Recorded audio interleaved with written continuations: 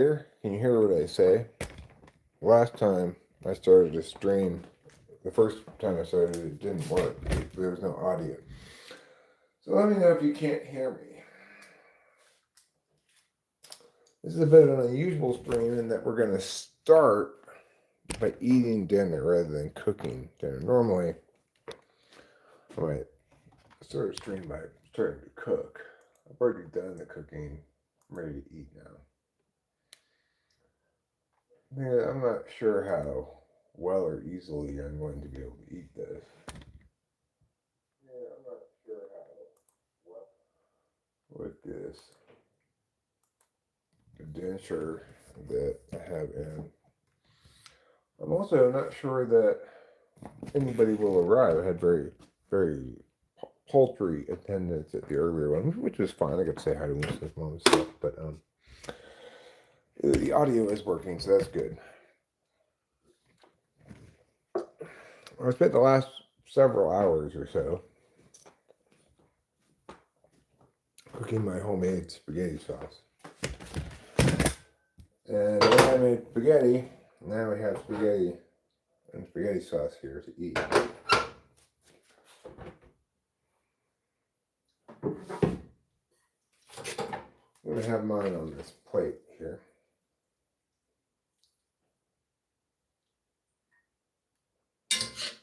I'm going to start with a small amount and maybe get more later. I'm going to put Rachel's in a bowl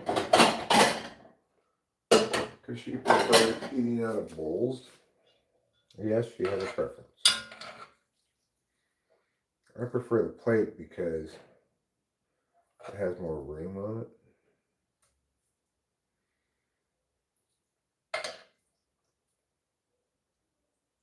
That's probably a little too much for her. I'll leave that much for her.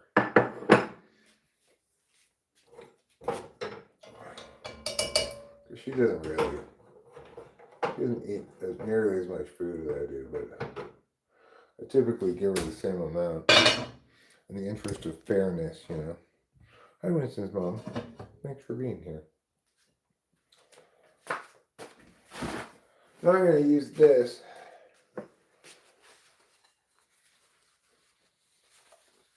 to restaurant up the bowl a little bit.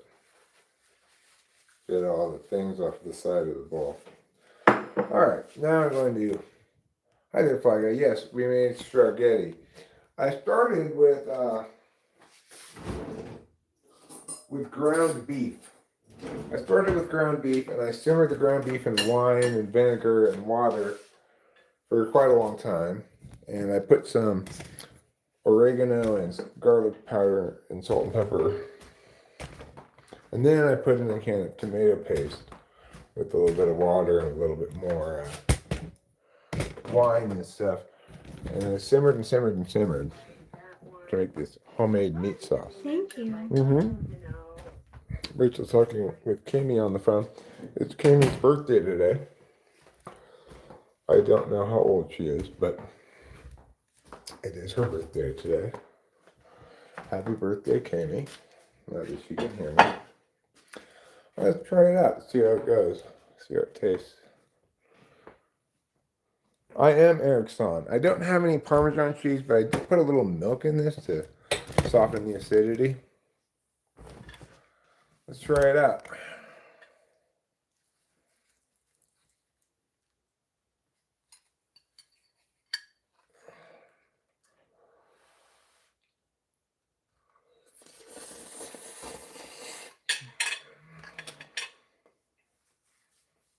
Mmm.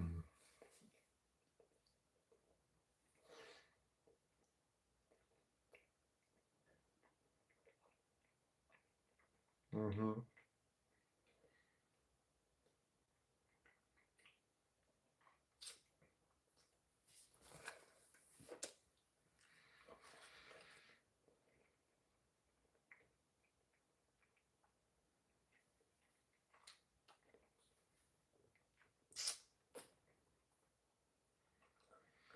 Pretty good.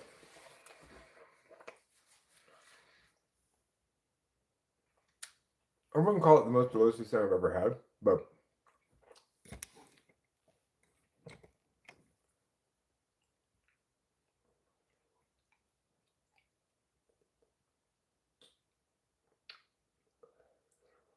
It's good.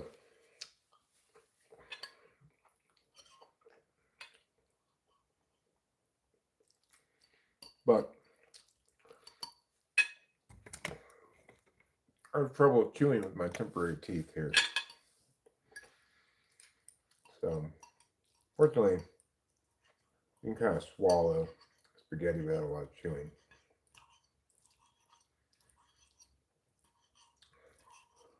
Oh, trouble, you want something? All right, let me see if I can find a piece of beef for you.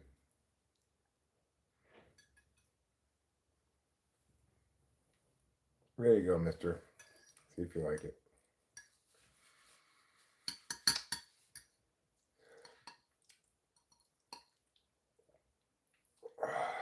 So I got a lot of napping in today. And, I'm very much working to make sure that none of these implants get infected. Taking my antibiotics, taking my anti-inflammatories when I'm supposed to, and most importantly, I guess, or most difficultly, I'm not smoking any cigarettes. I did smoke a little bit of pot earlier today out of a pipe, so it was really smooth hitting. Didn't have to create a lot of suction or anything. Hi, Cameron. How are you? You seen my new fake teeth? They're temporary. The real fake teeth, another 4 to 6 months, they say. This is a lot better than what I had going on before in terms of appearance. In terms of the other things that matter, chewing and talking, this is actually kind of worse than what I had before, but it's temporary, so.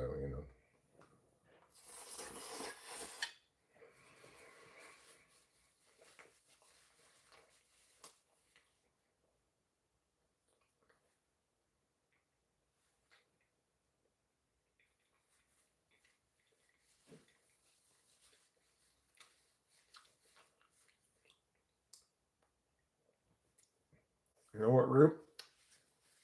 You never crossed my mind. I don't know if they're sustainable or not. They're not rentals.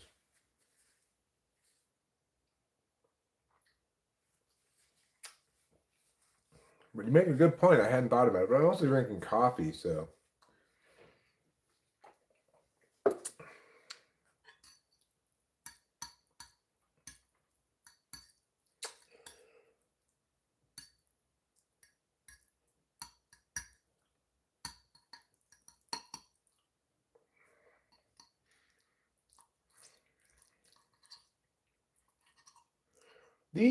These current teeth that I have in my mouth are not attached to anything structurally.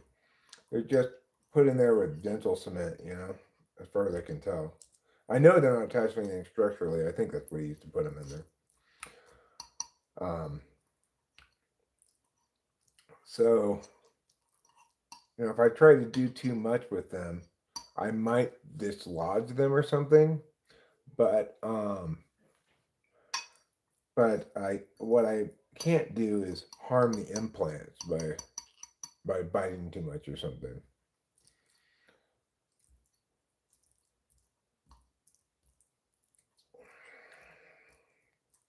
I was sedated, so I have iffy memory of the whole process, but what I think they did was shave down my whole jawbone up here, except for the spots where they put the implants in. And as a consequence, now when I smile, I don't have a lot of gum up here. And apparently that's what it's going to look like with the actual teeth, too. So that's an improvement on my smile, And I like Cameron's perspective on the teeth as well. If they're rentals, you can drive them like a rental car. Well, I actually have a rental car right now as well, which I have noticed. Wow, this rental car, I treat it so much better than my own car. I drive it so much more carefully, and I keep it spotless because I don't want to pay any cleaning fee. But I'm planning on returning it tomorrow.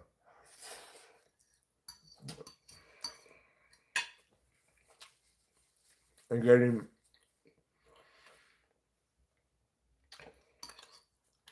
a different rental car at the same price point, which is going to be a Versa.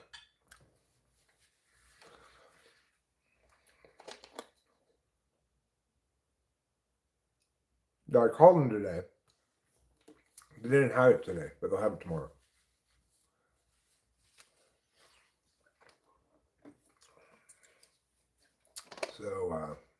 So yeah, I made a plan to do that. Tomorrow, I also get my Adderall, which is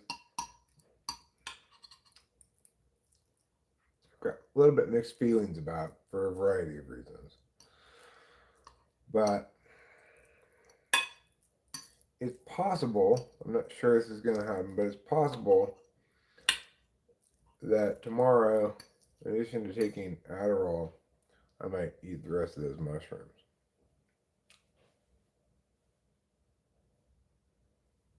I learned e-brake slides in a rental Geo Metro. Well,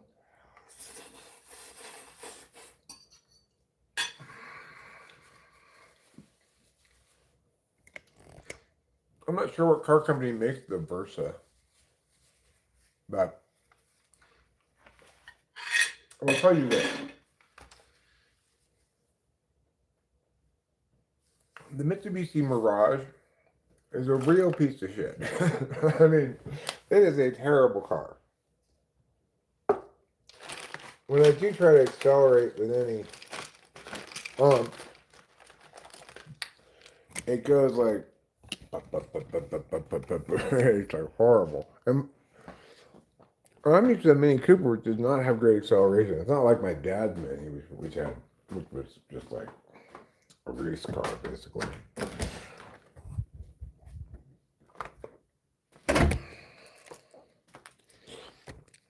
But there's a couple things I don't like on this too that hard on. Number one, I don't like that the open up the trunk button doesn't work. You have to use the key to open the trunk.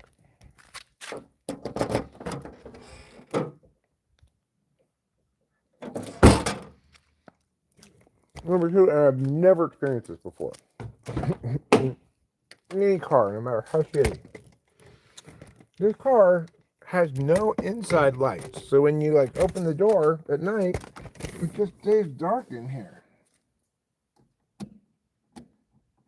I guess it's got that light. Okay, I figured out it does have one light inside. But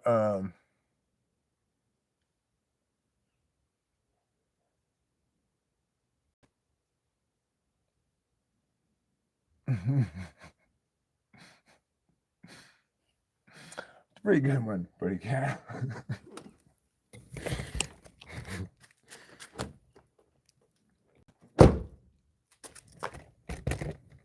So I put that light in the middle spot, but it still stays on. Why? What if I do that side?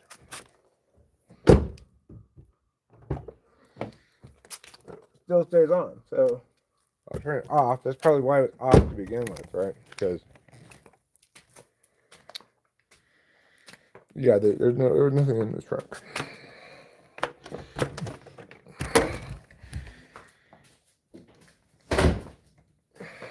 Yeah. We've kept it in the inside completely spotless from stuff, you know. Being very careful when eating anything or drinking anything in there so that we don't get charged to clean the pee.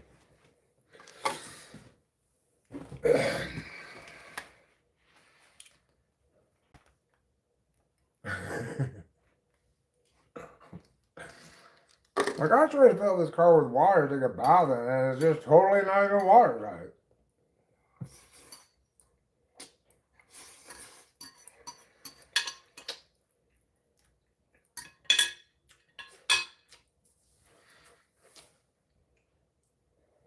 This tastes a lot like school spaghetti that I used to get in school as a kid.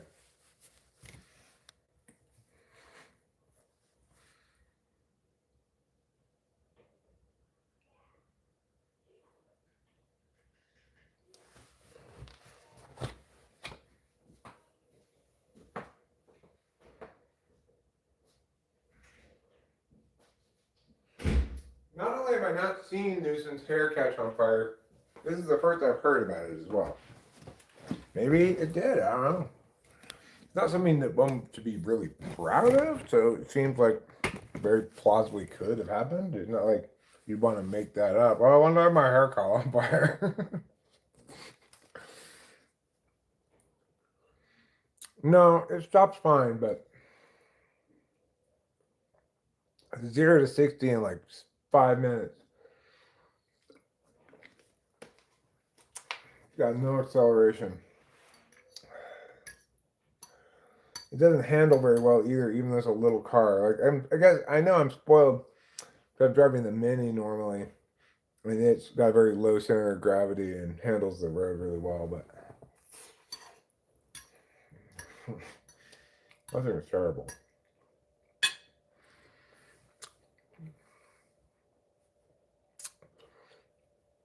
So,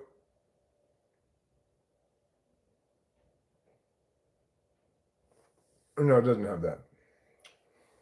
I think that's only in like electric cars, maybe? I'm not sure.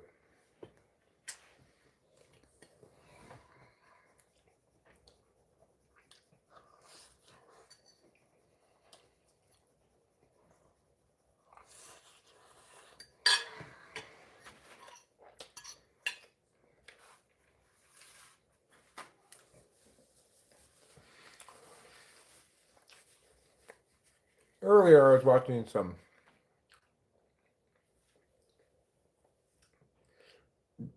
videos on YouTube.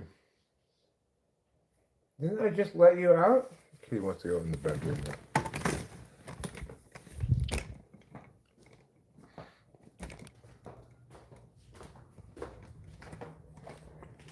As expected, Rachel did not open her door. Do you want to go in, Camille?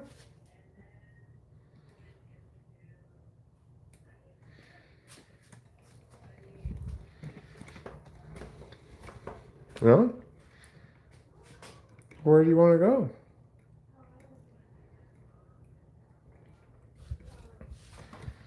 Maybe you should crash to get let out. I'm not sure. No, it's got power windows. It doesn't have old school roll down windows. That would be pretty low budget, even for a rental car, I think.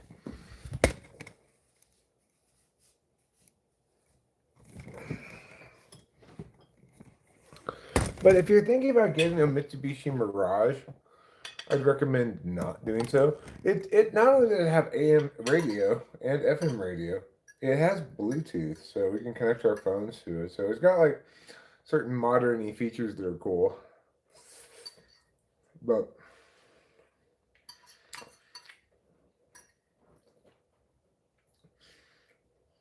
I don't know, I just feel like a different car.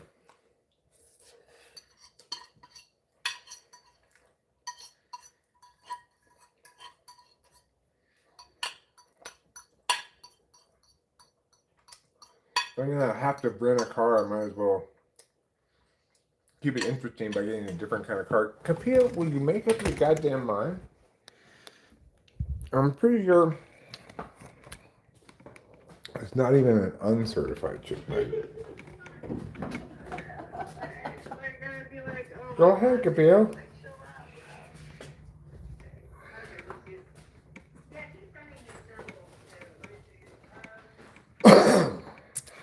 I thought Rachel was going to let Capillo in.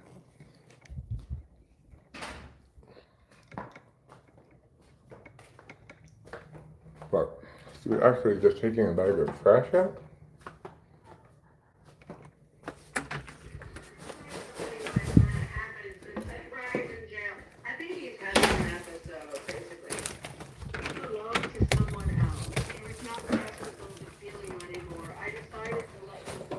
Okay. I don't know why Rachel didn't just hand me the trash. Because I'm in charge of the trash. She's in charge of the dishes.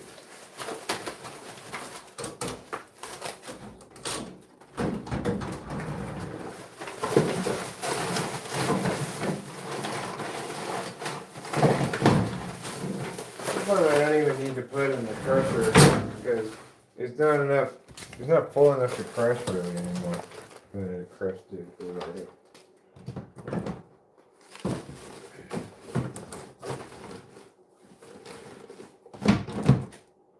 Okay, there. I got a phone call.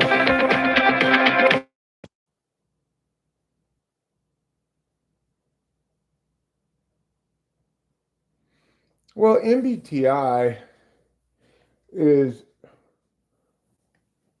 one way of approaching unique cognitive functions. There are plenty of things wrong with it, but Barnum effect is not a good argument against it because, in fact, the personality types are quite distinct from one another, and the reality is certain attentional manners do correlate with strengths and deficits in other attentional manners in predictable and provable ways. I've got plenty of experimental data on it as well. I don't treat it like experimental data like a scientist would really, so it's there but unpresented, you know, as data gathered. But nevertheless, I've had nothing but consistency.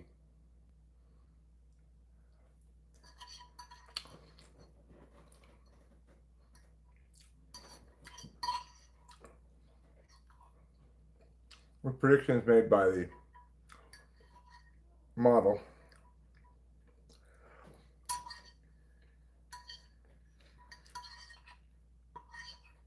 Certainly, it's much more valid than, say, Big Five.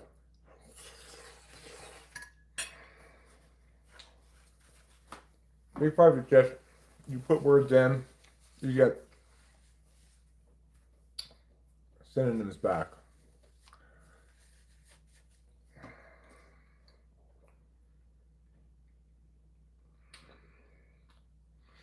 It's still in the shop, Pretty Cap. I got an update today. It's not going to need a rebuilt engine. It's just going to need the valve job. So that's good. But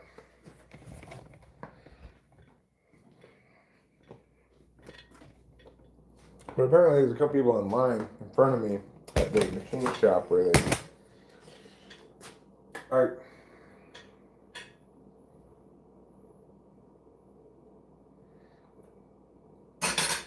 When you need a valve job, the mechanic sends out that part of your engine to a machine shop.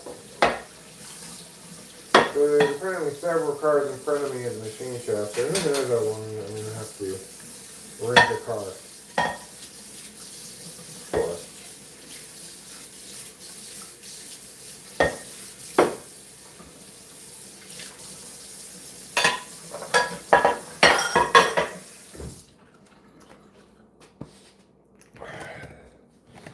Alright, well that was quite good.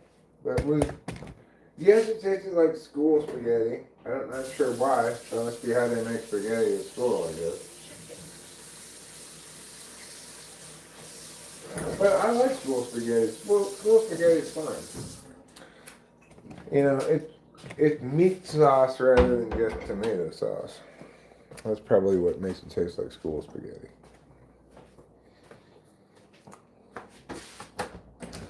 Want to go outside, Trouble? You want to go spend some time with the Mitsubishi Mirage before it goes back tomorrow? Oh, that's who called me, by the way. Did I say that? That was the car rental company confirming that they'll have a Versa for tomorrow. So I can go get it, switch it out. So you just bring it back full of gas and switch it out.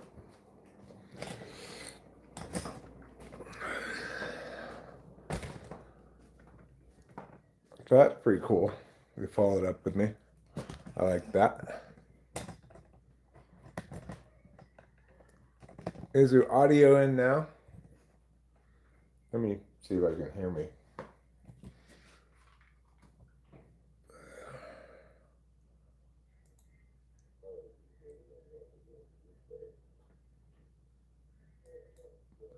Well, I'm pleased with this mechanic. This mechanic's just fine.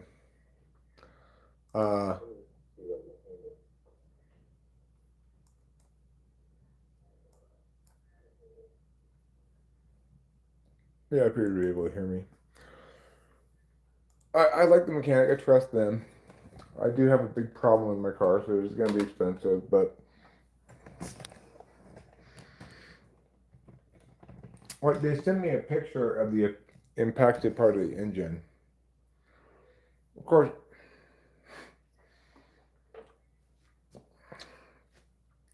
I don't know enough about cars to know what that picture exactly means, but I could see the one of the valves was black inside of it, like it, and but it said one of the something burned out or burned through, and so that's what caused the loss of compression in the other valve. And they're going to fix it. It's going to cost a little bit more than 4,200 total now because apparently I have to order some other part. But it's not going to cost as much as an entire rebuild engine. So, of course, it's also going to be like $1,000 in rental car bills by the time this is done. But Putty Cat is absolutely correct about this. It may be expensive to fix the car, but a new used car is not cheap. It's going to be more. Anything as good as the fixed Mini is going to be more than the. Let's top it out at $6,000 that I spend. So it just makes sense to repair it, and hope we don't have another major problem come up anytime soon. You know. I don't think my spaghetti in any of my schools. I do think it was of my mother's spaghetti, the basic comfort food. Hers was all American hamburger, jar of sauce, container Parmesan sprinkle over the top. I just feel like after you do engine work, it'll be the transmission next. Well, I do have a manual transmission, you know, so that's I think I think that's a little less likely to cause problems in an automatic transmission.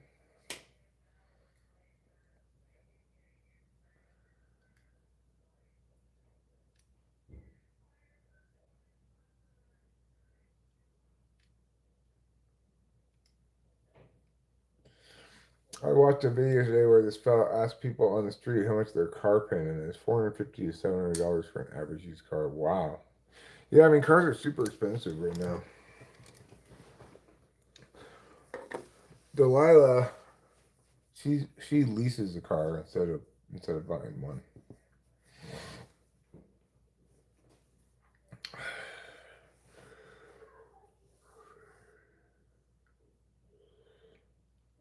But you know, the other thing is, I really like the Mini Cooper for driving up here. It's a great car for so many hilly, windy roads. You know, it's perfect.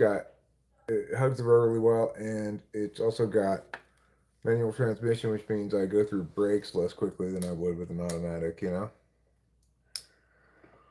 okay, I can downshift.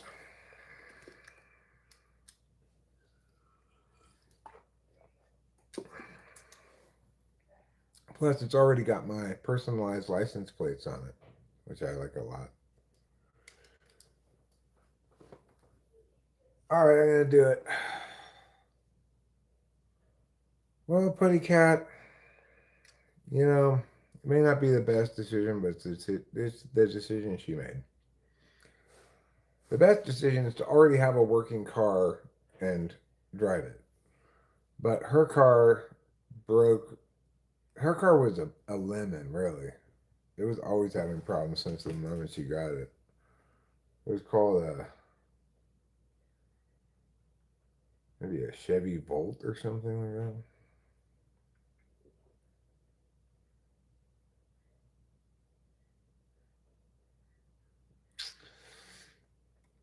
that. Yeah, well, you're kind of damned if you do, damned if you don't, no matter what, right?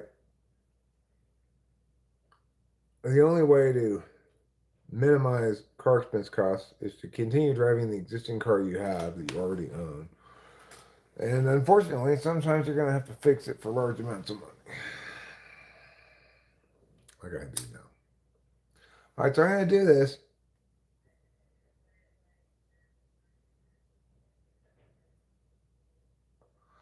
Did you read the story on the pilot who said he was still tripping on mushrooms 3 days after taking them, and that caused him to hallucinate and attempt to bring on the jet?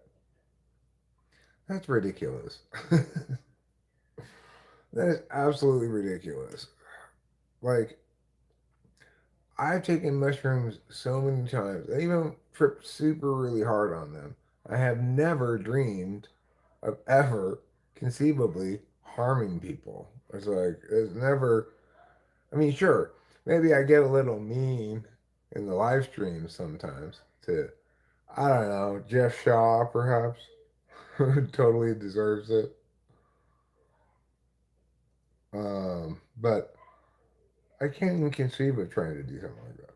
But most of all, mushrooms are the most predictable psychedelic of all time when it comes to timing. A mushroom trip lasts 5.5 hours. Like you can set your clock on it. At that point, you'll still be like a little bit on mushrooms after that, but you basically it's over, you know. Okay, so I feel guilty about this because I don't want to.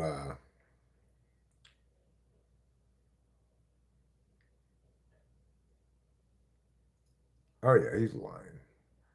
It's possible you can have some complicated interaction with the drug, but then why? But even if it is, 3 days after you eaten them is it doesn't make any sense.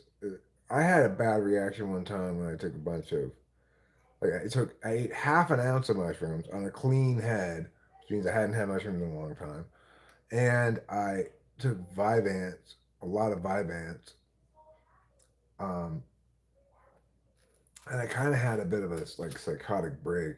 It was my only really bad mushroom trip that I can remember. But regardless, I seriously doubt that even if this pilot did eat mushrooms, it's unlikely he would have eaten like that much mushrooms. Most people don't eat that much mushrooms. I'm a little bit of a psychonaut, you know. And even then, it didn't. It just lasted all night. It didn't last into the next day or anything.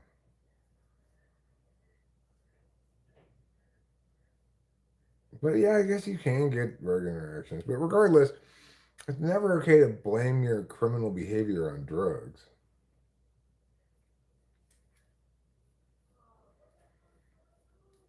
You're always responsible for your actions.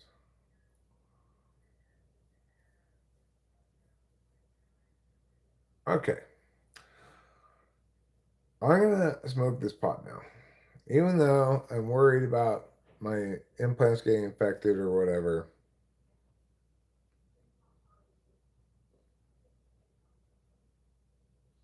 it's not addictive. Canada's been putting out a bunch of anti-marijuana articles, I've noticed. I don't know why. Is it addictive? That's ridiculous. Like, cigarettes are actually addictive, but doesn't matter if they're addictive, right? For today, I haven't had any cigarettes. Yesterday, I didn't have any cigarettes because I decided not to. You know, I don't want to have any, I don't want the dentist to have any excuse if something goes wrong. It's basically what it boils down to. Yeah, and we're not mentally addicted either. It's just, it's something one can habitually do, like drinking coffee and stuff. But that's not a real addiction, right? Real addiction is something that's significant that causes withdrawal symptoms when you stop. Most of all, what's important is that we acknowledge that there's not really any such thing as addiction. Like, sure, you get addicted to opiates and stuff like that, and that's terrible. But what there is a behavior problem, right? It's like, do you have a behavior problem or not?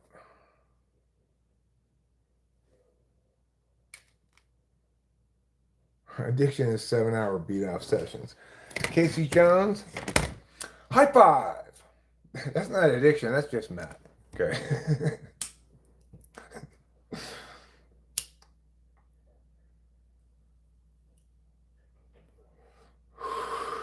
Plenty of people have problems with alcohol, including me. I had big problems with alcohol, but I don't believe I was ever addicted to it. But there are some people who do get addicted to alcohol and have withdrawal symptoms, and that's really bad thing to get addicted to because if you're a seriously heavy drinker, you get DTs or what they call wet brain, which is actually dry brain.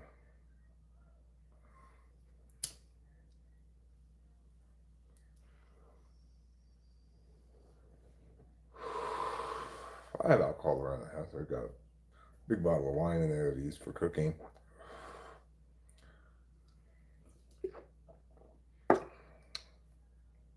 Rachel every once in a while will drink a little bit of alcohol, but it's better for her not to because um, she's on drugs that maybe don't interact that great with it. Like she takes Klonopin to go to sleep. So if I wouldn't feel, I'd be worried if I saw her drinking very much. I don't goon anymore. That was 2024. New year, new me. I don't know what gooning means, but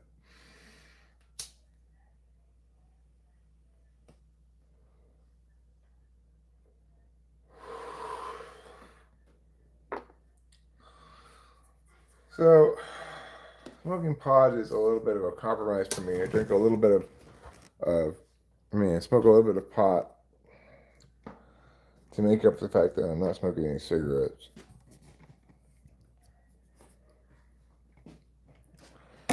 Guilt says, I drink alcohol for comfort later in the day. I do sometimes find myself craving it more, but I have a pretty good relationship with it because it's not constantly euphoric, whereas Dexedrine was. Buddy Cat points out that you're sacrificing your forearm muscles, Casey Jones.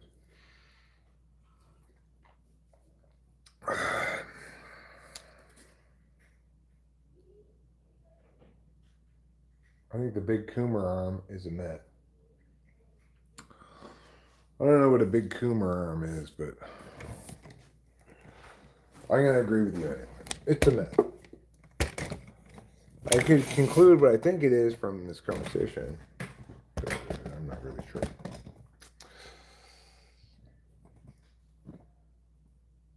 True defeat is noticing an undigested carrot in your stool. That's true defeat? I had no idea.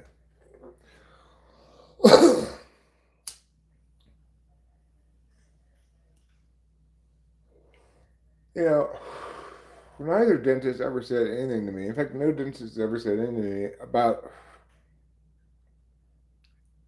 smoking pot being bad. They just say smoking cigarettes is bad. So I don't know what their position on smoking pot is. But I do know that I'm trying not to create much suction, like not to use a straw or pull bong rips or whatever. That's why I'm smoking out of this little pipe. It's got a really smooth hit, so it barely has any suction requirement.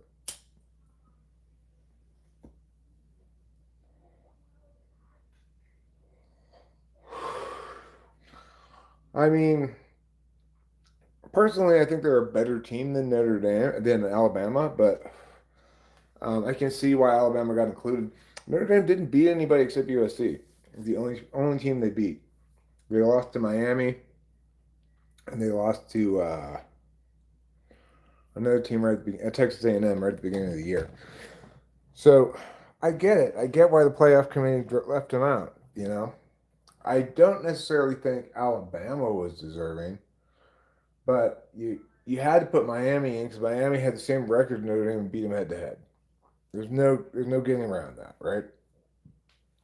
Is Notre Dame better than Alabama? Probably, but that's not how you get into the college football playoff. Not by being a better team. It's by winning more games in the right games. I don't think it's anaerobic exercise either, so you don't gain mass. Well, that explains why you don't believe in the big arm, one little arm thing. So I understand what you're saying. Wasn't Indy ranked ahead of Miami until the final ranking? Well, I mean, who cares about the final ranking, right? The two teams have the same record. Miami beat Notre Dame head to head. Neither of them had any great wins, really. Notre Dame's best win was USC, but Miami's best win was Notre Dame. So how are you going to exclude them?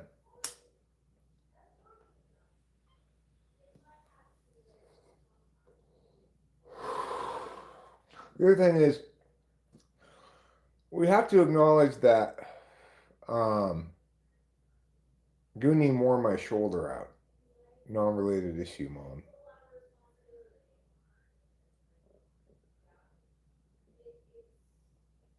James Madison. Okay, well, I'm not going to deny that James Madison is going to get stomped and is outclassed by the other team. But again, you have to have a setup which allows for some like underdog teams to get in, right? Like you can't just say, all right, we're gonna have the college football playoff be all Big Ten and SEC teams. You know, that's not any fun. So I like the fact that James Madison made it in. It makes for a merrier Christmas.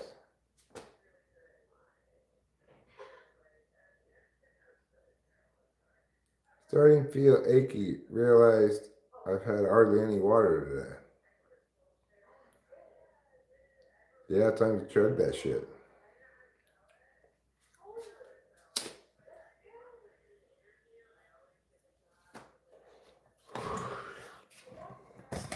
All right, I'm gonna tell you guys a joke that I heard on YouTube. It was told by Harrison Ford in the clip that I watched.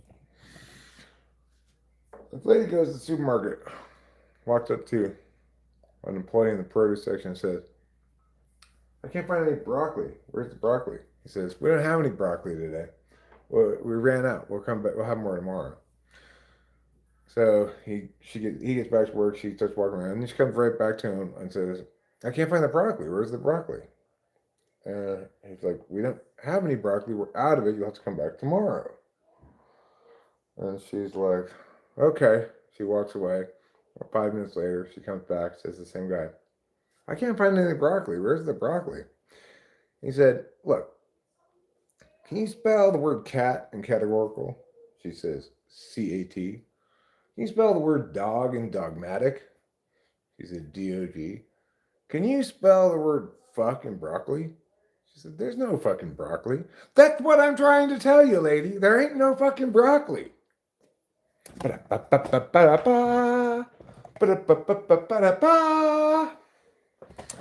Pretty good, huh? I thought it was a pretty good joke.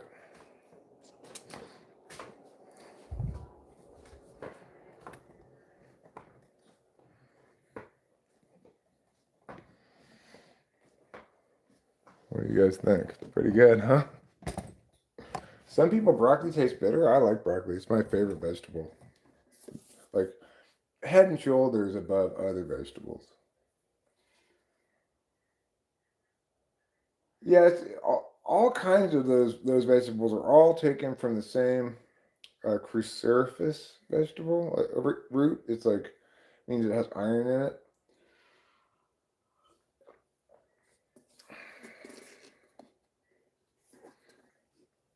Like broccoli, cauliflower, all those kind of vegetables. They were all started out as one vegetable, and then humans made different breeds of them. Like broccoli is different than cauliflower. I thought about that before as an argument in favor of evolution, of course, but I'm not really sure. It's easier for me to talk about evolution with animals because I'm not really sure about how, like, different plants reproduce differently.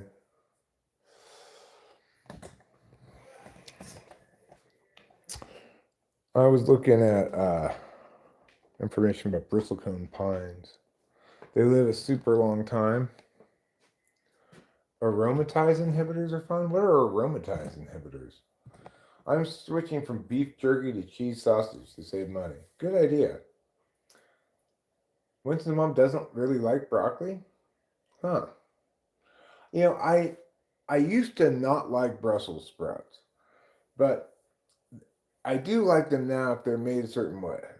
If they're like baked kind of until they're brownish, crispy, those can be quite delicious. But I'm not really. I used to be a very avid anti-Brussels sprout person. What blocks estrogen? My cock? Yes, it does. My cock blocks estrogen.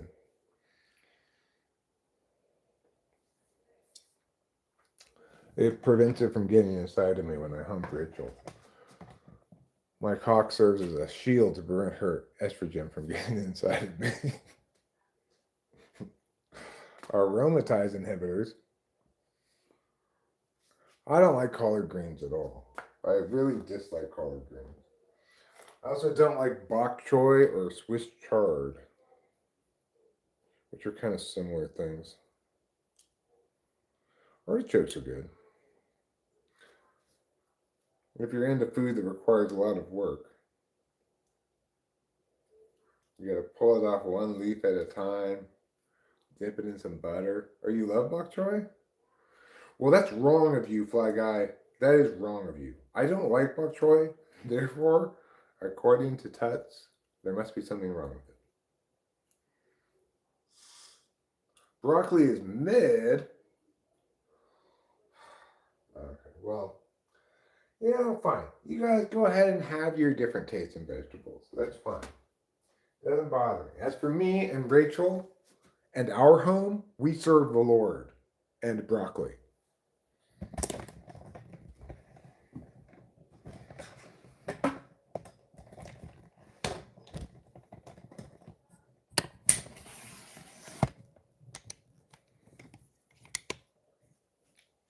I only motato. What's motato?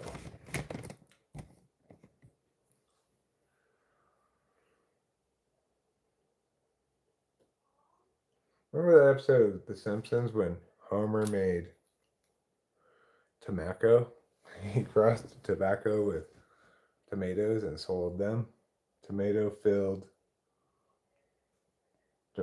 nicotine filled tomatoes.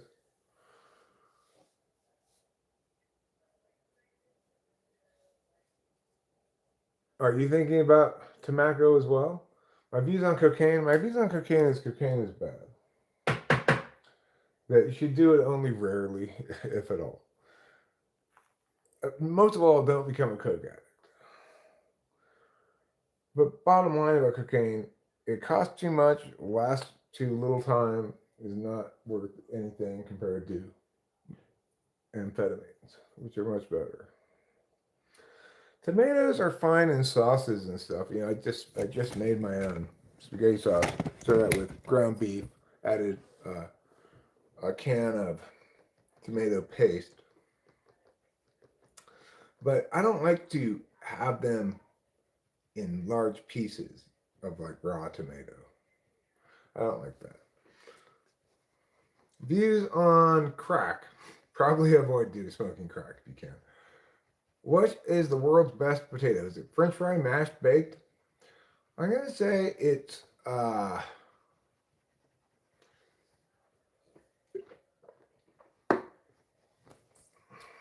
you left out chips as a possibility. Well, kind of depends on your mood, but I think baked potato is probably best. If it's baked in the oven, not in the microwave. Views on ketamine. My wife loves it. Personally, I can take it or leave it. It's kind of whatever. My coworker loves math, says Casey Jones. Well, that makes perfect sense to me. I can totally understand loving math. I wouldn't recommend it necessarily, but I empathize. In fact, you could say that I too love it, even though I don't hang out with it at all anymore. I still love it from afar. Well, Mr. Hawk is well loved, I guess. Iceberg lettuce. Okay, iceberg lettuce is good. Potatoes don't count as a vegetable. Potatoes do not count as vegetables, okay? any more than flour counts as a vegetable.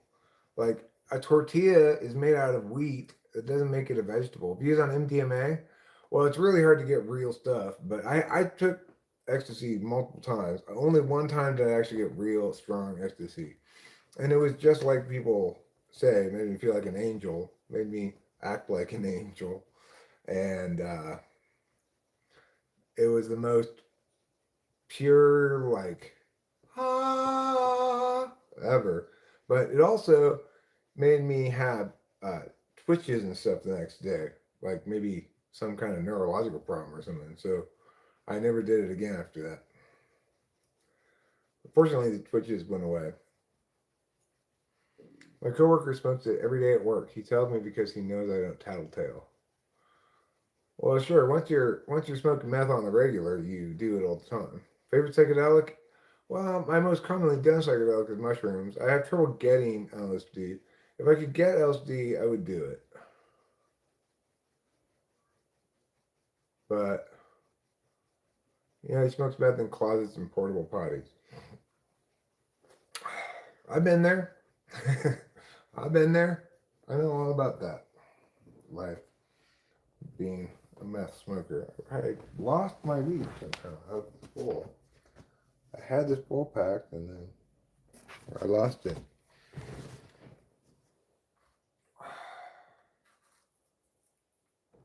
I'll smoke a couple more hits of weed. It's like I wouldn't even smoke more weed except I'm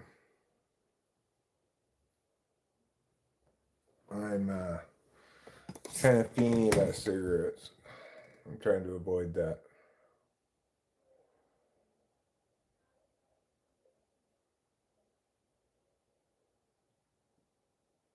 Samuel Munoz says LSD is better when the dosage is high. I mean, it is true you can trip way harder and way wilder on acid than mushrooms. That's not necessarily a good thing, though.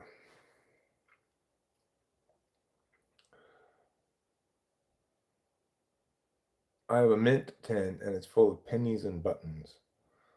I've got a jar of coins over there.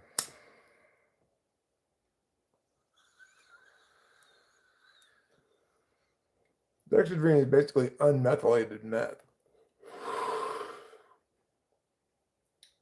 It's the best part of Adderall by itself.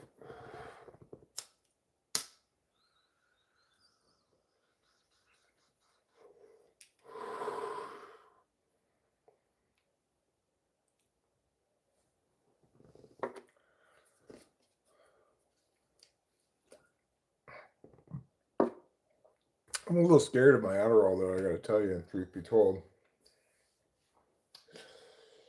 And the reason is because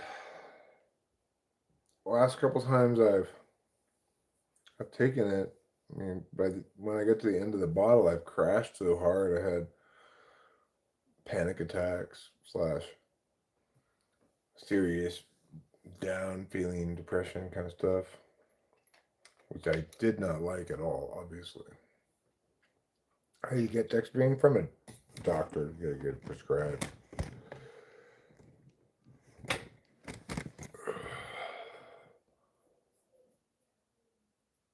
I missed it a good amount. Happiest one I've ever been was when I was regularly taking dexedrine.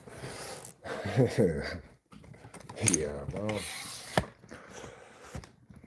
well, these days I am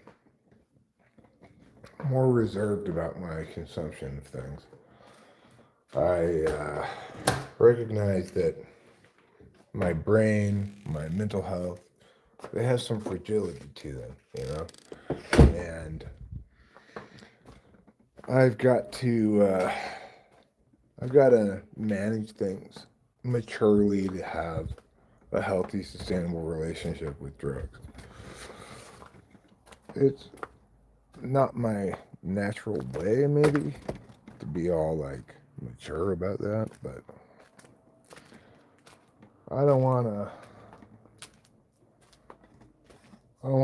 these days I don't want to bite off more than I can chew anymore, more than anything else.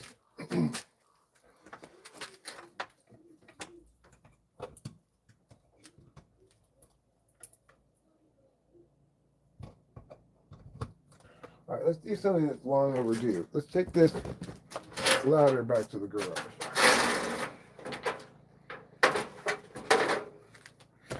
Getting kind of chilly out here. It's funny, I'm feeling quite motivated today. Like,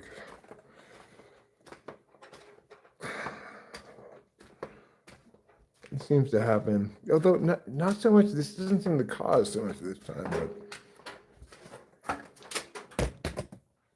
I've noticed in the past that sometimes when I am about to get the Adderall like the next day or something, that I have this sudden burst of motivation to start doing stuff as though I were actually on it already, which is kind of strange. Anticipatory placebo.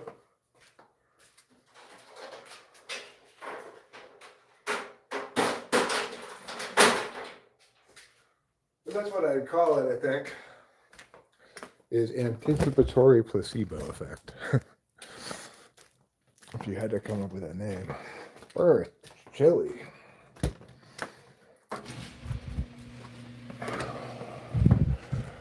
Okay, but I did turn on the outside lights now, so all of our Christmas lights are engaged, not just some of them. Turn that one off. I don't know if you can see, but I've got a candle in the window. Just a candle in the window. You like the Holy Ghost? What's the Holy Ghost?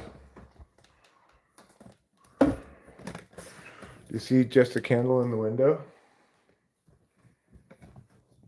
Yes, it did come with the house. That doesn't mean it doesn't count, okay?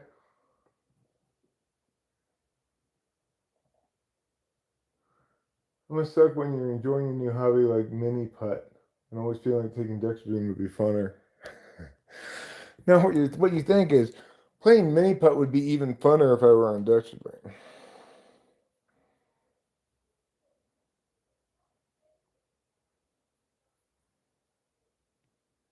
In retrospect, was this little car in the garage worth buying? Yeah, no, I did pay extra for it. It did not come with the house. I had to pay extra for it. I bought it separately from the guy who was selling the house, not involving the realtor or anything. Was it worth it? I don't know if it was worth it or not, but I do really like to have it. I still like having it because I don't use it that often, but there are times when I do use it and nothing else will do, you know? Like, for example, if I have to take a bunch of stuff up from the shed or put stuff back in the shed, the only good way to do that is with a little wilderness car. But I just like it. You know, when Cameron was here last time we went down to the river, this four-wheel drive road was open. There's no possible way we could conceivably get down there in anything less robust than that little wilderness car, which is an excellent one too. It's a very high quality little wilderness car. It's like the best one you could get at that year that it was made by Mule by Kawasaki, you know. So that's kind of cool. It's got great suspension, so you can go over huge bumps and it's just like smooth as silk, you know. It's a useful utility vehicle, etc.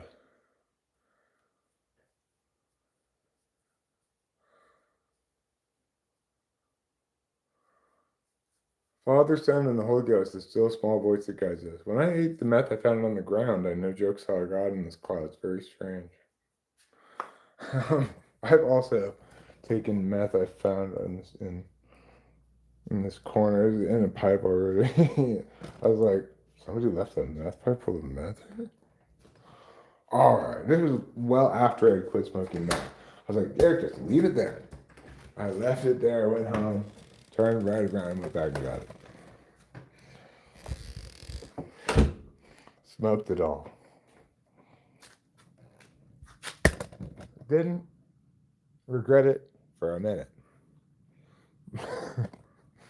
Not for 1 minute. I was just like, oh, as soon as I blew out the first hit, I was just like, oh yeah, where have you been these past couple of years?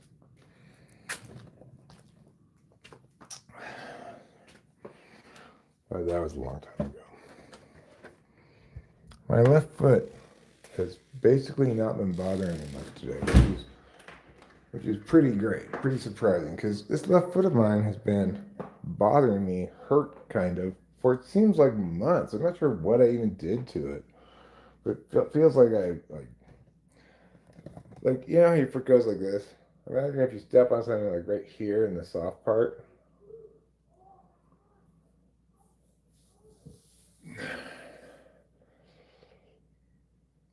We're not having a gala, okay, Pretty Cat? Probably most of the time we spend will be at the neighbor's party.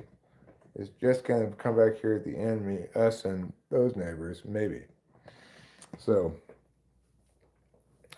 because we made the mistake of scheduling our thing on the same day that we found out just a couple of days later was the neighborhood party. So, accordingly, we kind of canceled ours. Yeah. Tom and Mary Ann, they have it every year. So, obviously, that's the party to go to. We knew that they were going to have it. I guess we didn't think about what week they were going to have it. You know, obviously, 13th is kind of like an ideal Christmas party date because it's not that close to Christmas. It's a Saturday, etc.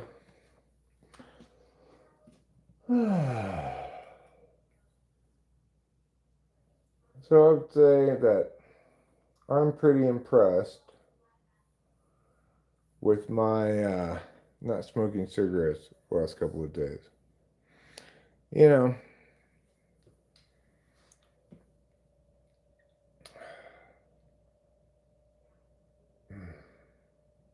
it's like I'm probably not going to smoke cigarettes tomorrow either. But I am going to get my Adderall tomorrow. I'm going to end up taking one of them. At least one, maybe two. Rachel's probably wanting me to go hard. But she kind of falls in my model. But she's a little more inclined to go big than me, probably.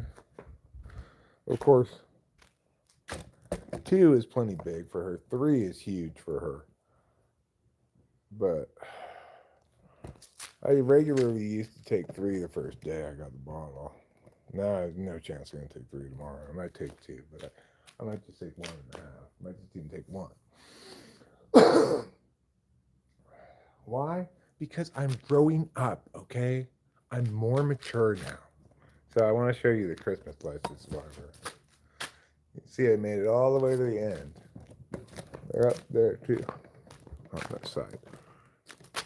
See? You can kind of see them. You can see them from the street on that side, no problem. See there, now you can see them. Oh, don't fall over. There. So you can see most of the Christmas lights on the house here in this picture. It goes all the way to the end.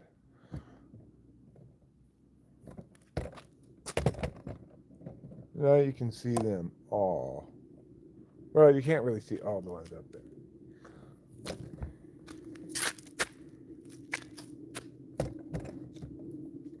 Okay, now you can see almost all of the Christmas lights.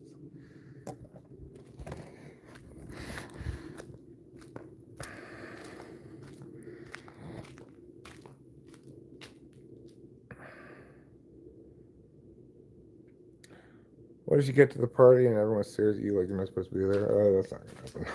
We were there last year, and we know the people around here kind of know. They've gotten fairly accustomed to us, I think, at this point. Plus, we're quite tight with these neighbors, and they're tight with everybody. They've been here for years and socially active. Like Jared was saying, he has standing permission to cut across this person's property down there to get to the stream if he wants to. I was like, ooh, that sounds fun. I want to go to the stream without having to drive all the way down there. I heard from somebody that meth erodes your blood-brain barrier, but regular amphetamine does not. Well, Is that you, G? Are you at root?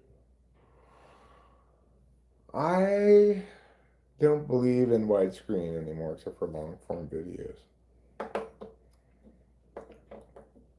because you can't cut shorts automatically with the clips tool in widescreen videos. It cuts them into long form videos instead. It's less convenient for me.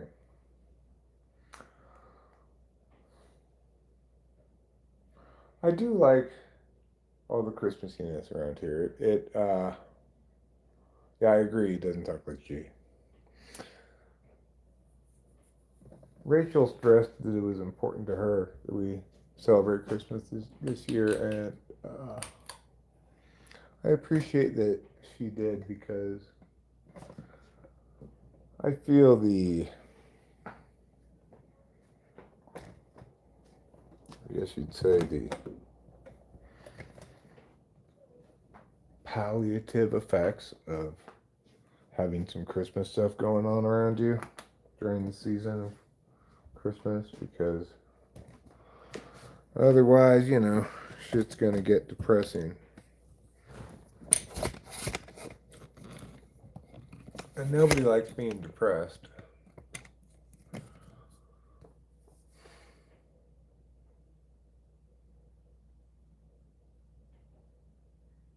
You know what's super easy dish to bring to a Christmas party? A spiral glazed ham. You buy it, pop it in the oven to warm, serve it on a party platter, and everyone helps themselves. Oh, you're in Europe. It's almost 2 a.m. Well, the reason I said that is because there's a guy around here who complains all the time about me not streaming widescreen. Rachel's in the bedroom talking to her friend Kami. It's her friend's birthday. It's Kami's birthday today. I mean, she talks to Kami regularly, so it's not like she's just talking to her because it's her birthday, but it is incidentally her birthday.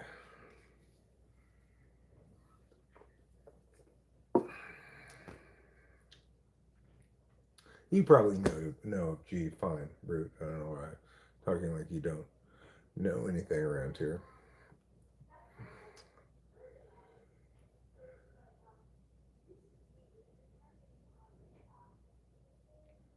Is your name Root because you use Linux? Good question. I don't know the answer to it, obviously. Only Root knows that answer.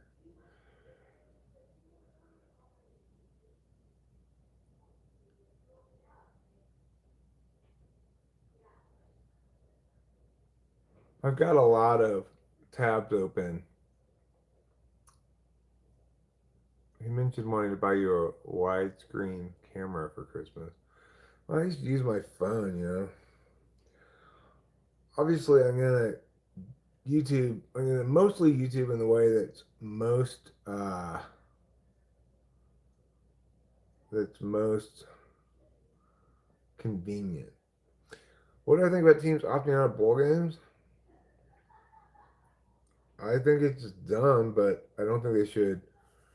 I don't think non-playoff bowl games are a waste. I'm gonna watch the SC game. I think if you're a fan of a given team, you're gonna watch their bowl game, regardless. I'm certainly gonna watch the SC game. I don't know who we're playing. I'd be furious if we opted out of going to the bowl game, even if it's like whatever, the Holiday Bowl, the Fiesta Bowl, whatever, or the Alamo Bowl. No, I think the Fiesta Bowl might be part of the playoff, but one of those little bowls, the Jimmy Kimmel Bowl or whatever.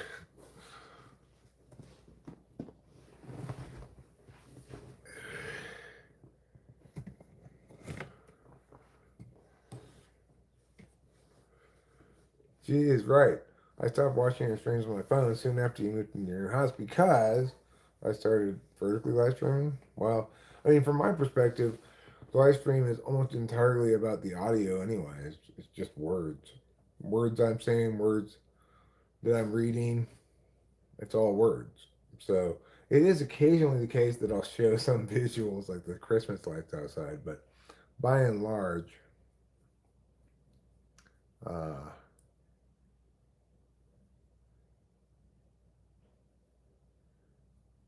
Oh, because the stream is shown in some special mode where I can't turn off the screen. I think it's because you're using the YT app for streaming.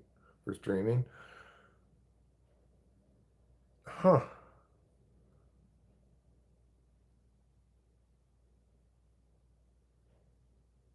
Well, that's a perfectly good reason to want to not listen to the stream because you want to have it in the background. You don't want to have it using your battery the whole time.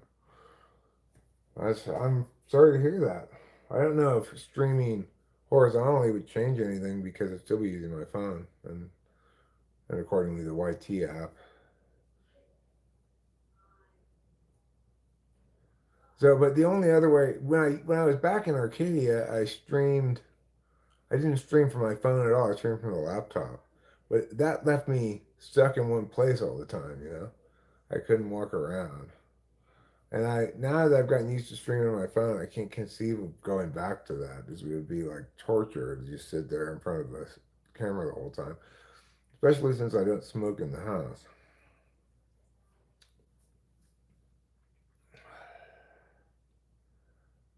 I used to smoke in the house in Arcadia, so I could live stream and smoke at the same time.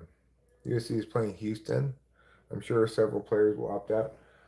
I don't doubt that the draft picks and stuff will opt out. That's fine. We can consider the non-playoff bowl games as the like first scrimmage of spring training, right? Like you get your freshmen in and your bench players, and that's fine. I still think it's worth watching. It doesn't matter at all to me how you stream. I'm not always staring at the picture, but I am sensing that over the channels that stream both vertically and horizontally now, the numbers for horizontal are higher. Really?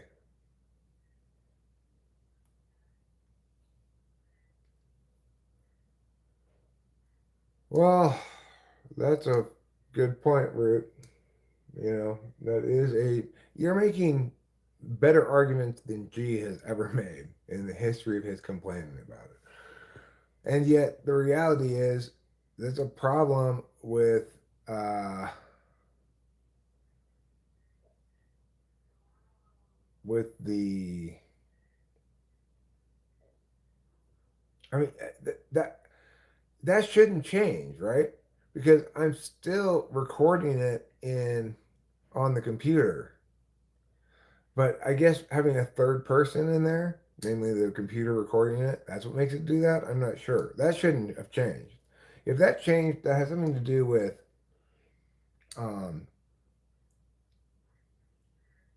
oh, I know what happened. What happened is I started recording. I started recording when Google Meet introduced a recording function. I just recorded it in Google Meet. Prior to that, I had recorded it with an external video, like screen capture recording thing, OPS. So that's what changed. Uh, when you have Google automatically record it for you, or Google Meet do it, then I guess it does it differently.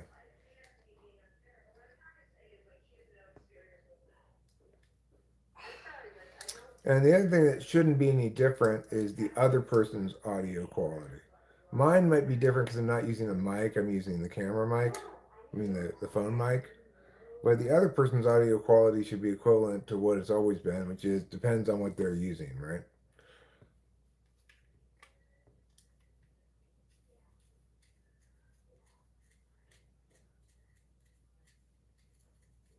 But if in fact people's numbers are higher horizontally, well, I still like the fact that I can clip clips into shorts from vertical streams and I can't from horizontal streams. Now, I haven't been clipping clips lately because I've been,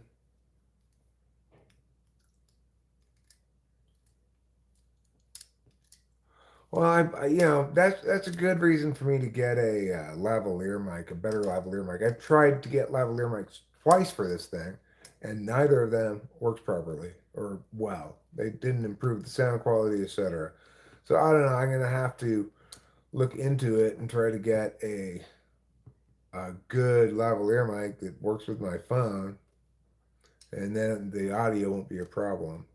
The other thing is my understandability is and has been impacted by my lost teeth for quite some time. I always watch things with the captions on, even though I speak English fine. I just like to have the captions on, and I note differences between the captions and what they're saying in the audio space. Some people upload captions and they upload the written script of the thing as the captions, then they actually it varies slightly from what they upload. Others, most of the things I watch are auto captioned though.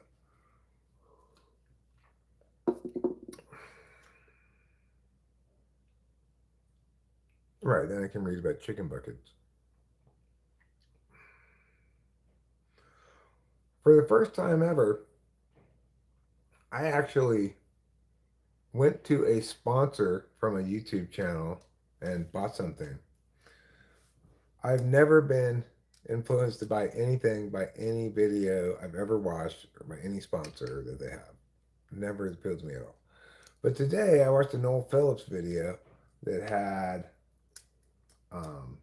that was advertising this jewelry site, and I was like, well, I need to get Rachel something for Christmas. Let me go check it out.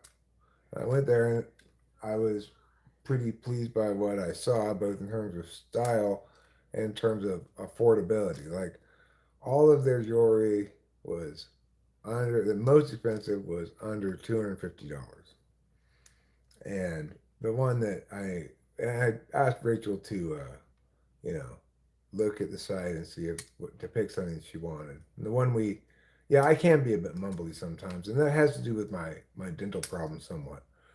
When my dental when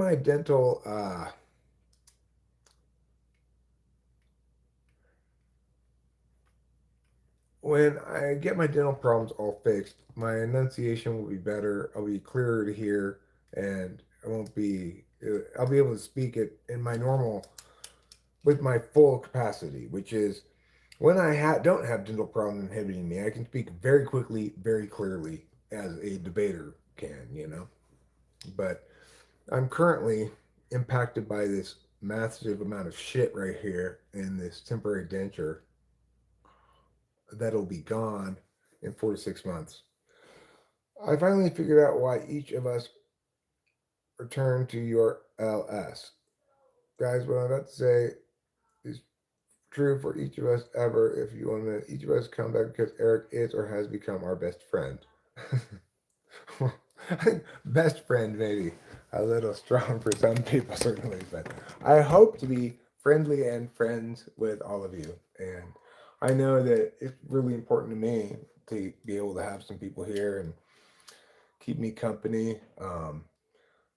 It would be fine anyway right now because I kind of like watching TV in here when Rachel's on the phone and having a good time with her friend and stuff. It brings a lot of warmth to the house.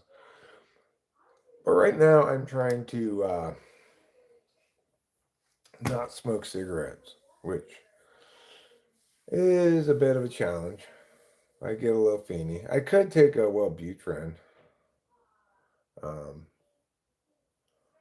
and that would probably make me want cigarettes less. But I don't really feel any desperate need for it. I just Putty Cat comes here to learn mad HVAC skills. Fair enough, Putty Cat. No, really, you're like our best friend we can't get to. You can get to me. I'm right here. You're getting to me right now.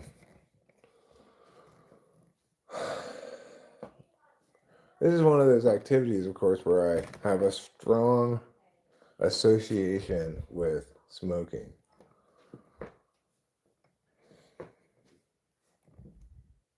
Sometimes people do just show up. I have had somebody just show up before at the house.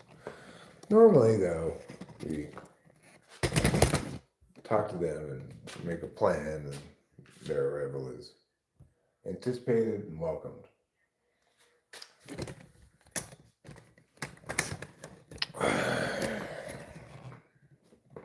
So yeah, right now I feel pretty restless. I think I'm gonna hit up Rachel for half a Klonopin.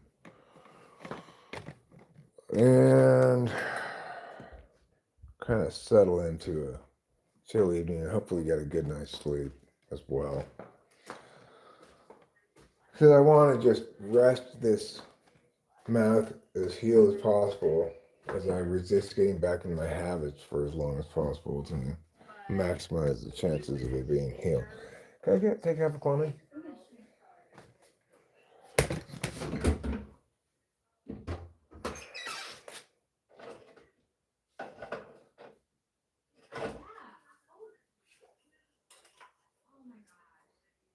Well, here's half a Klonopin, but is this all the Klonopin there is? There must be more. I don't want to take our last half a Klonopin. That doesn't make any sense. There must be more around here.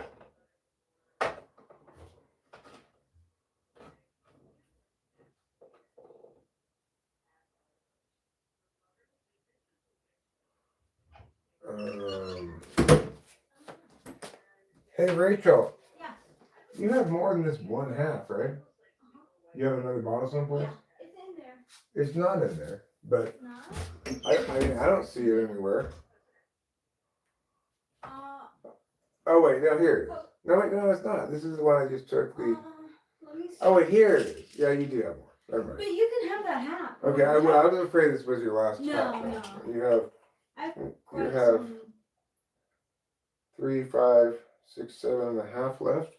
What's the date you get it refilled? 14th? What's today? 9th. 10th is Wednesday, 11th is Thursday, 12th is Friday. So you can get it Friday. Tracy, you're fine. Cool, thank you. No. Mm-hmm.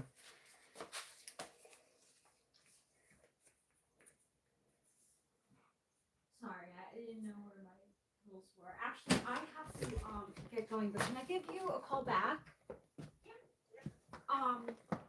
Yeah, I'll give you. It'll probably be like an hour. Remember before the big internet how cool cable TV was? I do remember that. We're all Tom Sawyer's adventure each time we return, and they know it, lol. A Tom Sawyer adventure? Yeah, I like flipping back and forth between 2 or 3 channels between commercial breaks. Not. Channel 48. Haha, whatever, kid. What are you guys talking about? I don't even know what you're talking about. I'm stuck with it because YouTube doesn't allow dots at the end of the username anymore, so it's the only way I can have a short name. Oh. Smart. Smart of you. I'm going to take this Havaklani and melt it in my mouth like an M&M. I don't know if you remember, but M&M's used to have, or they still do, the slogan, melt in your mouth, not in your hands.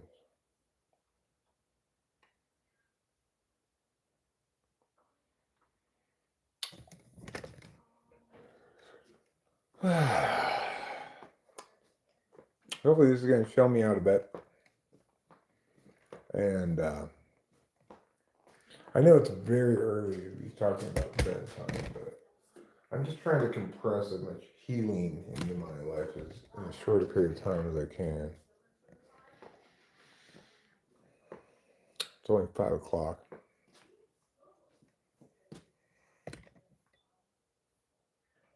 I just assumed you ignored me all.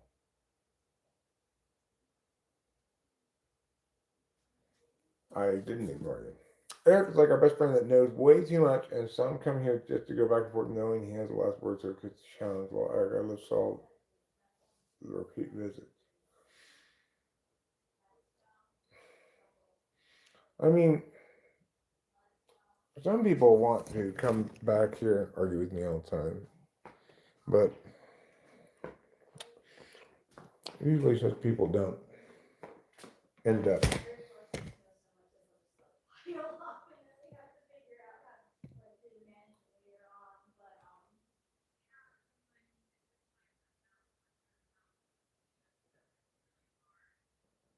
wonder what you're talking about.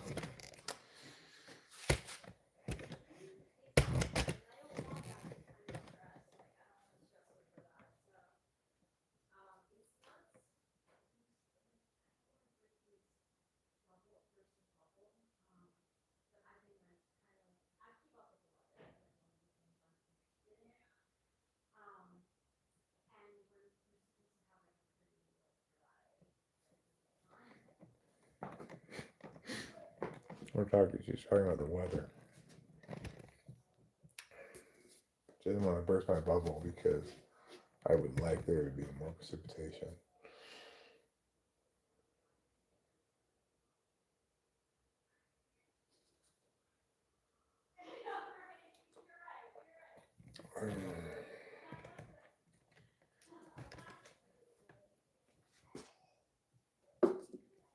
Well, I'm still hopeful we'll get some snow this year.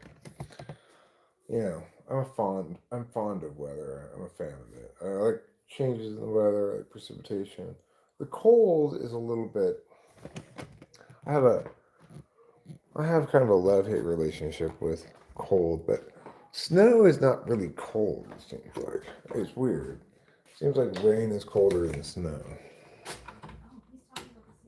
That's because I was listening to what you guys were talking about.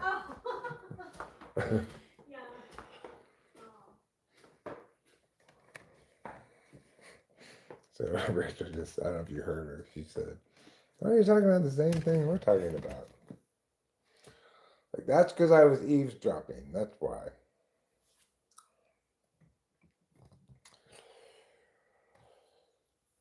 I know. I don't mind snow, but cold, rain, and wind is awful. That's true. So I guess it's about time for my next. I'm not even smoking. It's time for my next anti-inflammatory. I gotta take this many more. Feel like I'm taking birth control pills. I take 2 before bed, 4 tomorrow, 3 the next day, 2 the next day, and 1 the next day.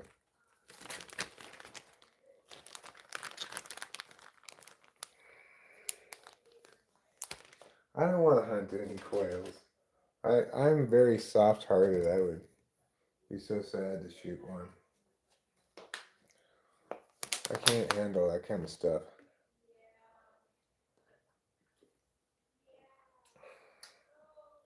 No, that just make me not inflame, I guess. Is my chimney ready for Santa's visit? We don't have a chimney. The closest thing we have to a chimney, I'll show you.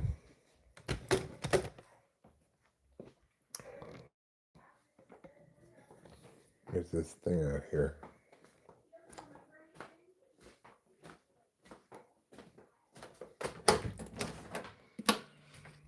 Oops, wrong switch. This is the closest thing we have to a chimney. This comes out from that fake fireplace. It's not really a fake fireplace. The fire in it is made out of propane, but like, you know, it's not burning wood, right? Anyway, this is our chimney. Santa's gonna have to go like through here. I'm not sure. Have to come out of that little box in there. There's one on the top too, because Rachel has one of those things in her room too. You can see it maybe up there. I don't know if you can see it or not, but it's there. So Santa could go on that one too, if you wanted to. He prefers the one that's higher up. That's fine. I have more spaghetti, enough for me, Rachel and I to each have one more serving probably.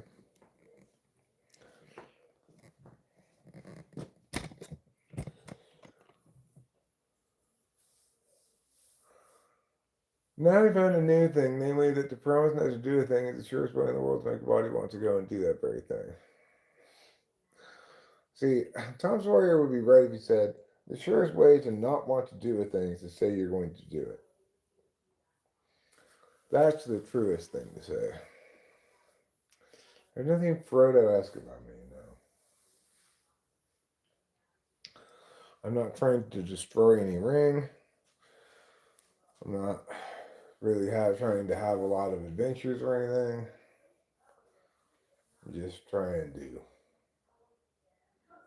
live and be okay.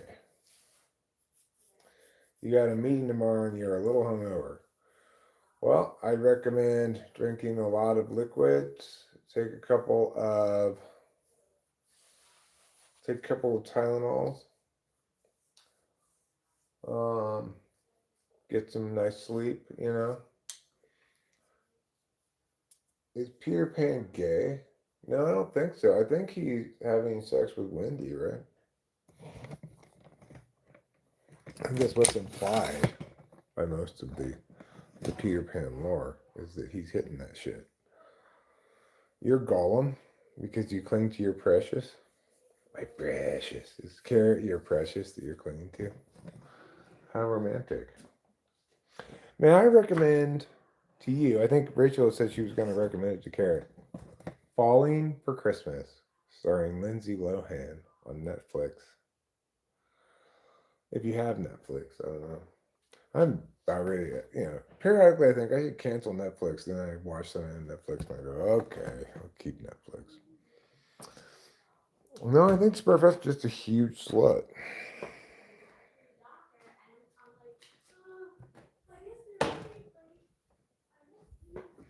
I think that's the more likely scenario.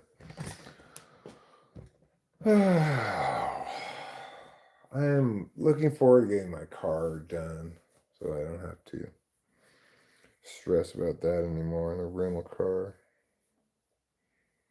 The days pile up. At least the shop lady said. I told them, we please make it as fast as possible. The guy's renting a car currently.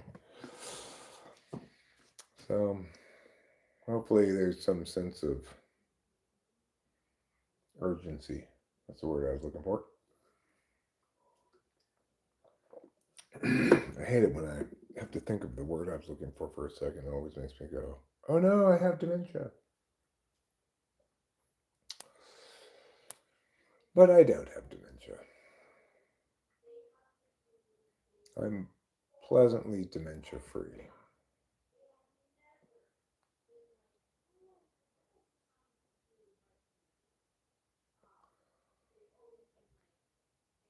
Peter Pan is the rebel spirit of our youth. Each of us gets stuck in not wanting to let go of our teenage years until Tinkerbell runs away and we transition into manhood. I think you're right.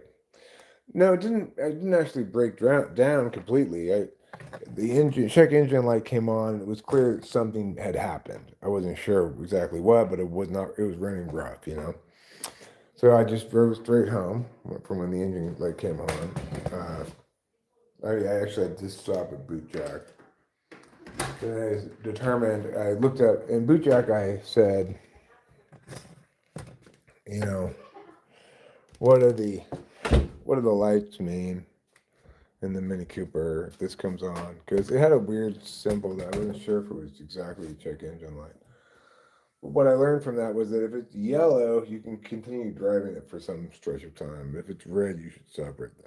So I said, all right, well, I might as well drive it home. So I drove it the rest of the way home. Then I parked it until I took it to the shop. So it's not like I drove around on it for long, but I didn't have to. I didn't have to get it towed, which is one nice thing.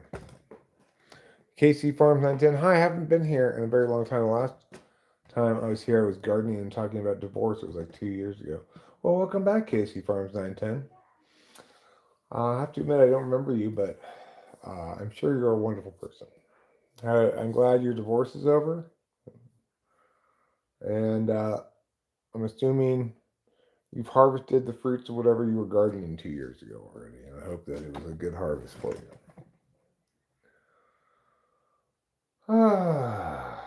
Personally, I'm involved right now a lot in 2 subject matters, both of which are big problems that are being fixed. One of them is this dental work I just got done. The other one is my car is broken down. You are doing much better. Well, I'm glad to hear it. Rachel's fine. She's in the bedroom talking to her friend Kami on the phone. It's Kami's birthday today. But Rachel talks to her on the regular regardless. It's not like she only talks to her on her birthday. And as you see here, I've got some Christmas decorations up. I've got a Christmas tree here. It's a fake tree. And I got these lights that I put here. And I've got these candles in the window for Christmas decorations. Pretty good, huh?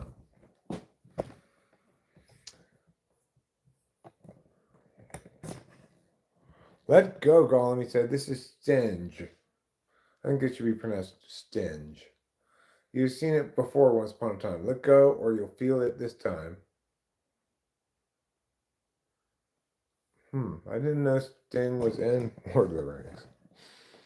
Was he still part of the police when he was in Lord of the Rings, or had he gone solo yet? Let's go upstairs.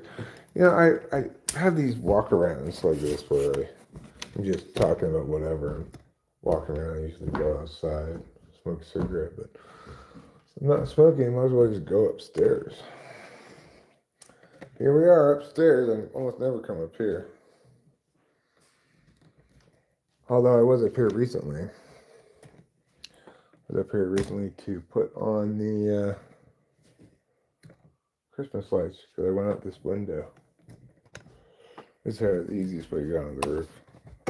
Go out this window.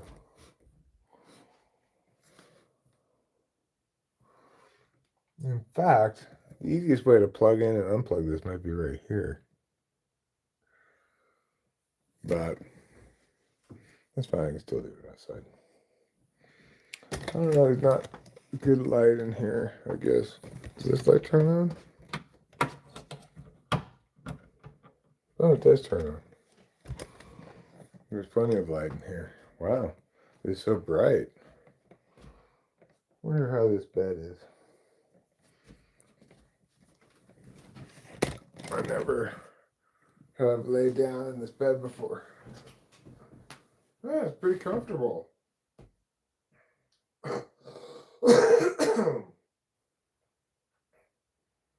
I could sleep in this bed, sure, no problem. If you ever stay at my house, you want to stay in this room, not the back room. Cameron says this bed's more comfortable. Let's go try the other room. I don't know why this is dirty. It's like somebody stepped on it or something.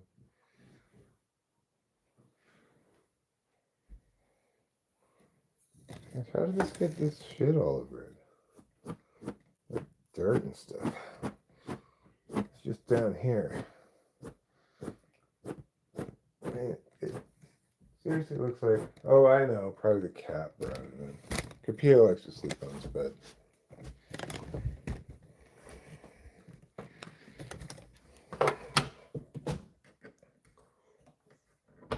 There. All right. Now let's go into here.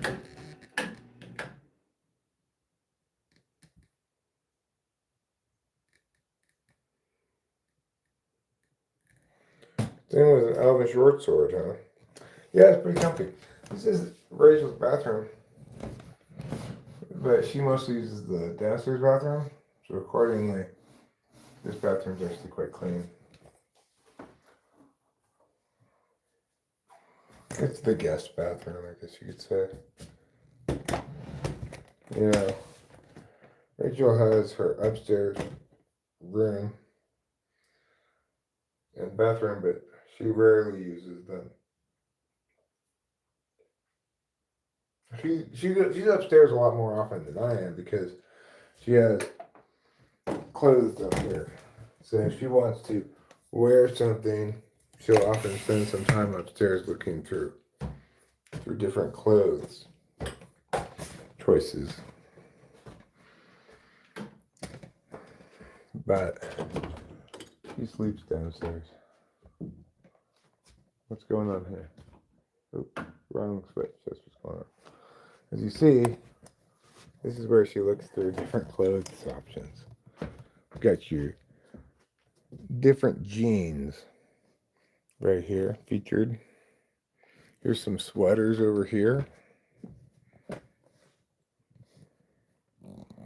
Shoes, apparently she just keeps on the floor. Looks like.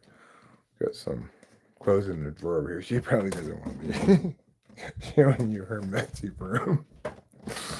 But I figure you guys aren't going to judge. It's fine. Let's see if this light works in here.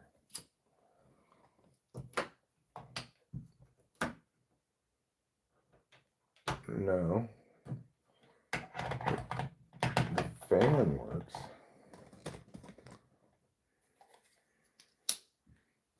Here's the light.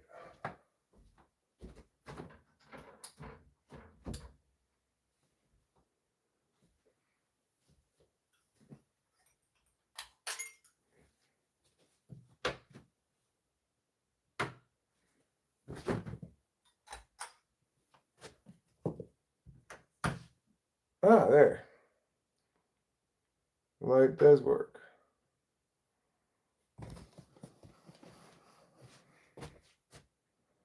See?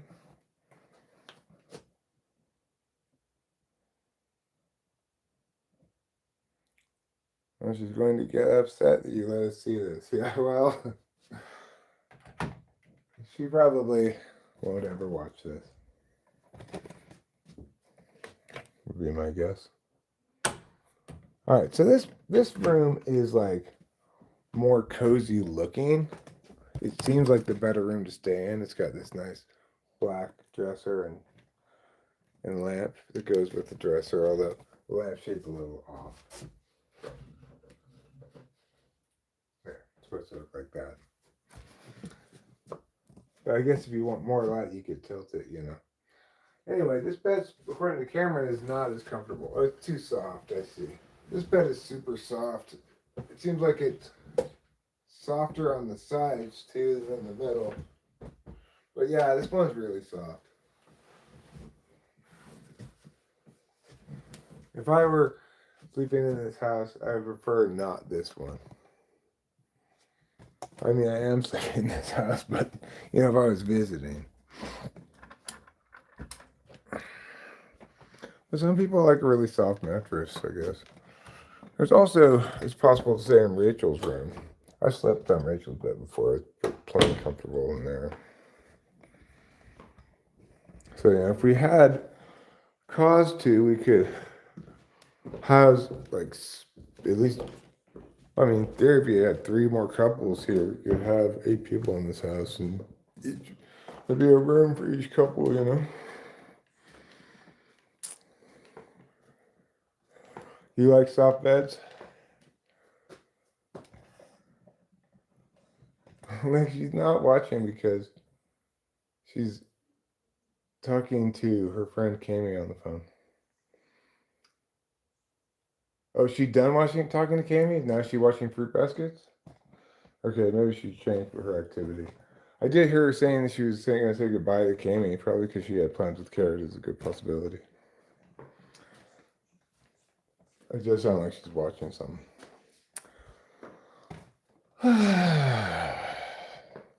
Christmas special idea. You and Rachel watch your first typing of her back when she's letting this customer review it. I don't really want to do that because I don't have great feeling about the work I did with Spacey. Like, it's hard to review something I did with somebody else in comparison to stuff I do by myself. I did a terrible job the last time I typed somebody. It was an INTP. I was unsuccessful at identifying him as such.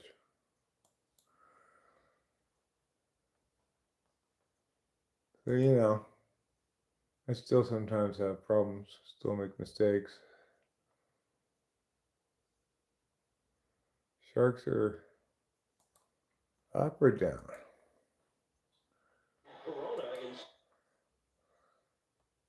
Let's see what the score is in a Sharks game.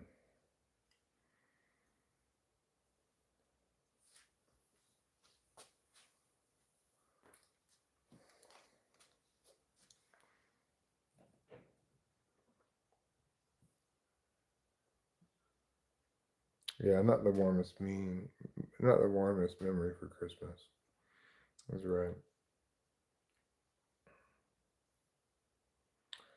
Eric, I hear there are Nephilim women. Are you aware of this? The stories from the book of Enoch? That sounds familiar, but I'm not sure exactly what it refers to. Is it like angels?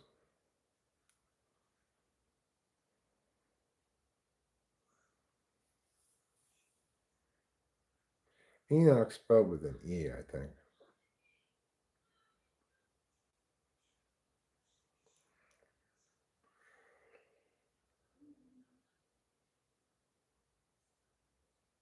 Big angel ladies?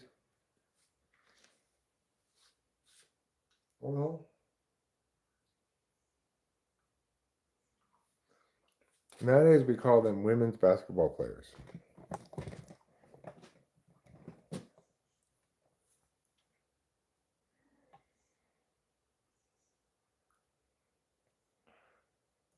I'm a big fan of the USC women's basketball team. I don't like any other women's basketball, but I love the USC women's basketball team. I love our coach, Lindsay Gottlieb. She's done a fantastic job. She recently, last game, we beat Washington, who was ranked and undefeated. And it was her 100th win as the coach of USC.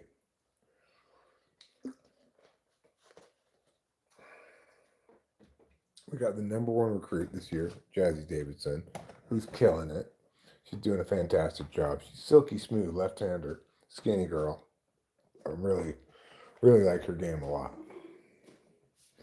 Obviously, USC's most famous and I guess best player is Juju Watkins, who's out for this year because of a knee injury, or actually not a knee injury. She tore her ACL. I guess that's technically not a knee injury.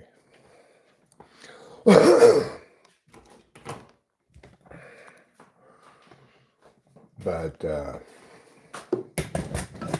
when we get her back next year and pair her up with Jazzy Davidson, watch out. We are going to be killing it.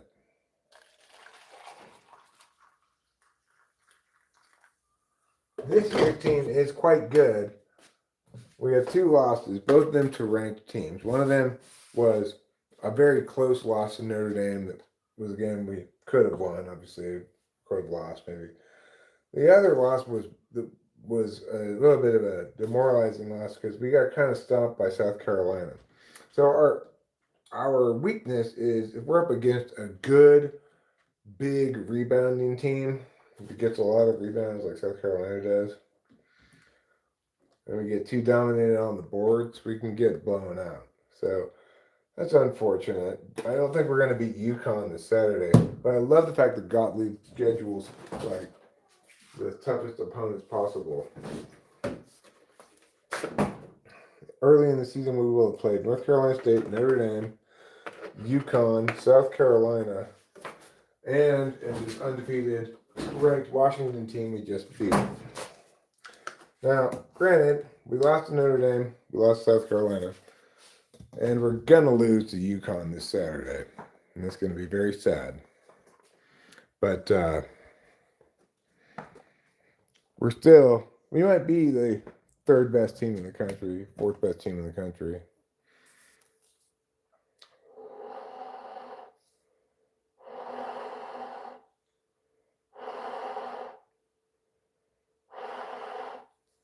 If I was 6'8" and I met an 8 foot tall woman, would you marry her and not care about who's talking trash behind your back? I'm only marrying Rachel, and she's 5'2", and I'm 6'5", 6'4.5". Hi, Acacia. Welcome to the jungle. We've got fun and games. We've got everything you want. Do you see my teeth yet? Did I show them to you? These are my temporary teeth. They look pretty good, right?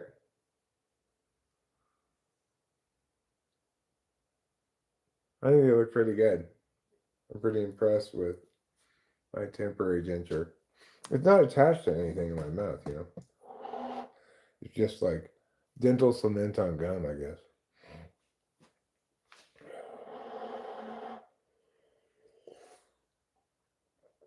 But it's not supposed to come out until, I guess, 2 weeks from now. When I go to get my stitches out, they'll take it out and then they'll put it back in after they're done taking the stitches out.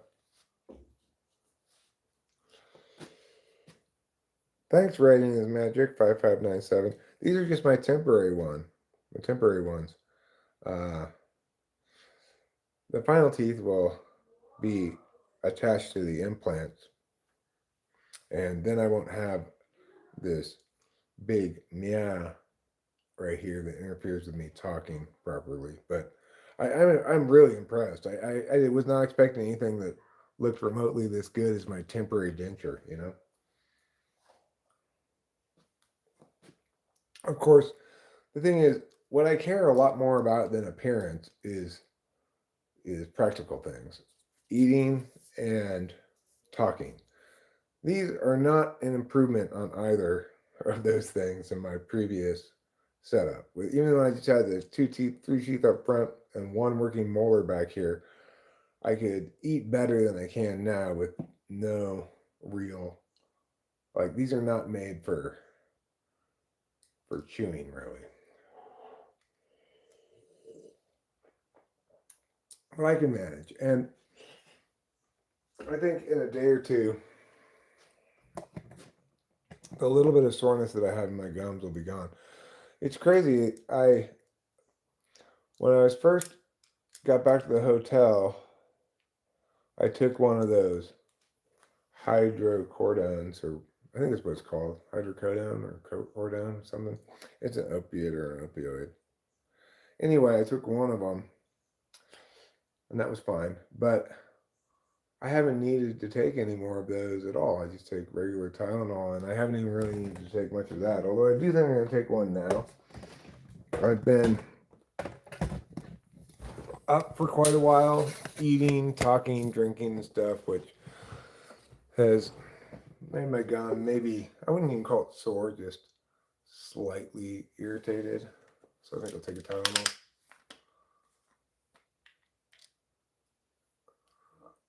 No, they didn't give me any clues or anything. It said it's not supposed to come out at all until the dentist takes it out.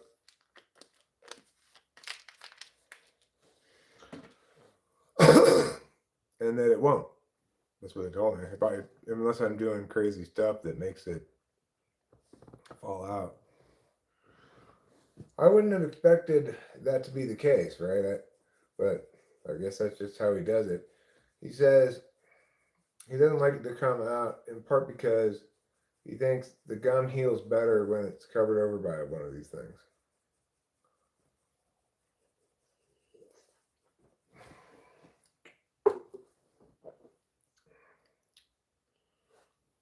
I have duct tape.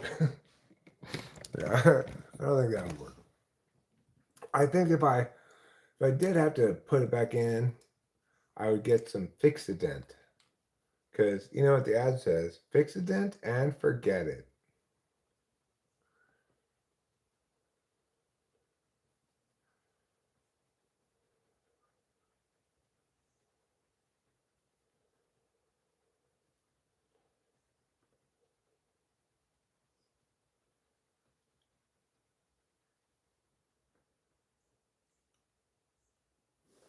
So there's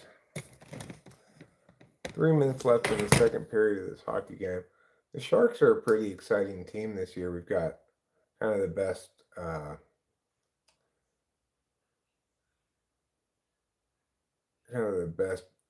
new player, this Celebrini guy, getting a lot of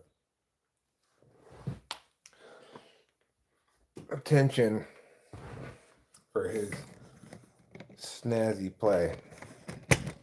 I saw this assist he made the other night on the highlights that was really impressive.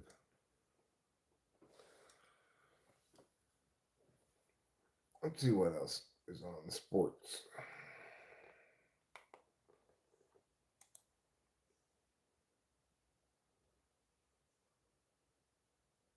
Wait, that's on tonight? Oh, USC, the men's team is playing San Diego in 23 minutes. I guess I'll schedule that for the time when we're not ranked anymore, though, having lost to Washington. It sucks, but it's fine. We also suffered a couple injuries in the last game. The women's team is 7-2, ranked number 16. And on Saturday at 2:30 on Fox, we play number one ranked UConn. We're gonna get stomped. I mean, not stomped maybe, but we're not. It's not going to be a close game. Big 12 commish. Irish AD's behavior is egregious.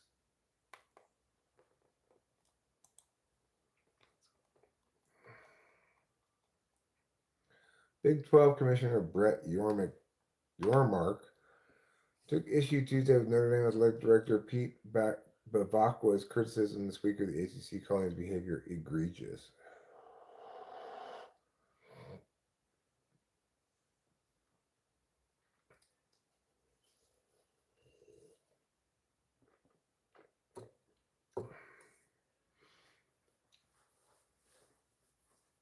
After Notre Dame was left out of the college football playoff, Bavacqua accused the ACC of favoring Miami over his school on social media and in league programming. Well, I mean, how are they going to take Notre Dame over Miami when they have the same record and Miami beat Notre Dame head to head? There's no way you're going to take Notre Dame over Miami in that context, in that situation, right? It would be so brazenly unfair, you could never possibly justify it. Notre Dame has not beat anybody this year except USC. I still think Notre Dame is the better team. Like they're a better football team than Miami or Alabama. But that's not how you decide who gets into the college football playoff. God damn it, the Flyers just scored another goal. They have 3-1 Philadelphia. I was planning on watching this hockey game in the third period. Now I feel less inclined to do it. Our fixident is what I meant. But yeah, your whole process has been fairly fast, so that's pretty cool. Yeah. How did the dental thing go? I landed here while trying to sleep, and I really, really need to sleep ASAP. It went pretty well. This is my temporary denture. It it doesn't seem like I've got any infection or anything happening. I'm taking the pills I'm supposed to take, which are antibiotics, anti-inflammatories, and I really don't even have any pain. It's been it did it all in one day. He I don't exactly remember very much of it, but because I was sedated, but he ground down my jawbone quite a bit. That's why now when I smile, there's not any gum really you can see, because he fixed my smile. Like, okay, well, that's actually the thing I care least about, although it's a necessary part that I look presentable in my mouth. You know, the things I care most about are the ability to eat efficiently and also, most of all, the ability to have all my talking facilities back, faculties back. So he went hard in there for like 6 hours. I was sedated for almost all of it, but the last hour I was like awake and it was torture. It was not nearly as traumatic as I had feared. The reason I feared it so much was because the last time I got sedated or was actually put under all the way when I got this hand operation, I woke up with this horrible like anesthesia hangover slash just it was horrible. This time it was gentle as like a baby's pillow. It was crazy. I couldn't believe how perfectly comfortable I was with the sedation, you know? I just kind of fell asleep and I wasn't unconscious, I guess. I was just asleep, kind of. They did a bunch of shit and they had to start getting my involvement in the last hour, saying things like, you know, go like this and making little measurements and stuff.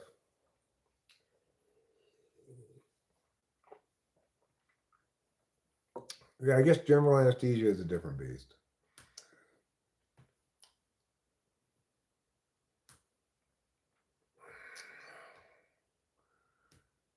You have a plane to take, you need to wake up in 4 hours. No, it's not poor planning, Kay. You can never sleep the night before you have something like that to do. Like, I didn't get hardly any sleep the night before my operation.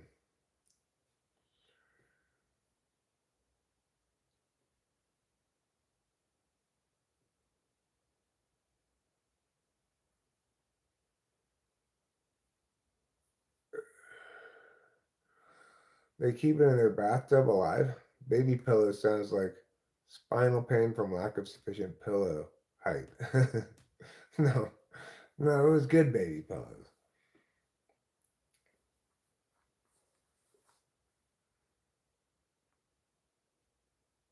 You've been under twice in your life, both sucked real bad, though it was less the anesthesia, more the pain of having so many layers my body cut through. Understandable. Apparently your bones don't have any nerves in them, so all the pain that I feel at all um, is going to be soft tissue stuff. But the thing is that makes me wonder about this. When I had an infection in the implant down here, it hurt.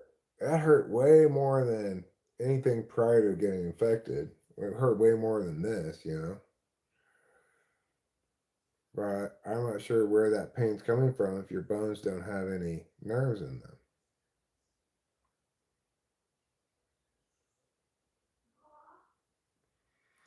Well, in this instance, Kay, that approach definitely worked better for me. Um, I was my previous approach with the other dentist was going to take longer, and he's going to do less overall work, etc. And it's going to take a longer time to do it.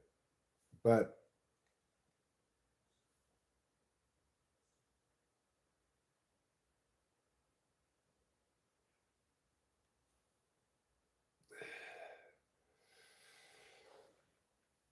thanks, Kay. I appreciate it. I'm happy for me too that it's over and that it was less bad than I expected. And I I'm doing my best to make sure it works. I haven't smoked any cigarettes yesterday or today. I did smoke a little bit of pot, but hopefully I won't get it infected. And if it does get infected, I don't want there to be any excuse why I fucked up.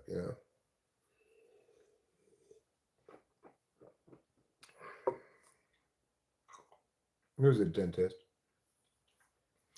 Well, I am doing something kind of to celebrate it, Kay. I don't know if to celebrate it or not, but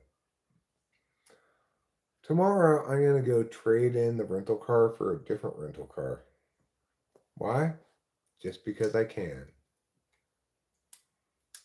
But I don't really like this rental car, although it's fine. There's nothing wrong with it really. It's just a shitty little Mitsubishi Mirage. I'm still gonna get the shittiest kind of car, but I'm gonna get the other shitty kind of car they have, the Versa. So I could try another car out. And Rachel and I'll go to lunch while we're in Merced too, I'm sure.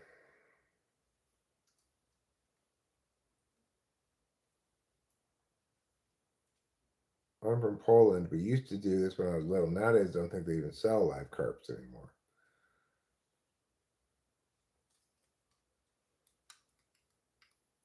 It's like me deciding to go on a trip last minute, each with their advice. Yeah, well, you're spending money on bucket list experiences. Well, maybe my bucket list, Kay, has drive a Versa on it. I don't even know what car company makes the Versa. Let me ask Google. What car company makes the Versa? Nissan.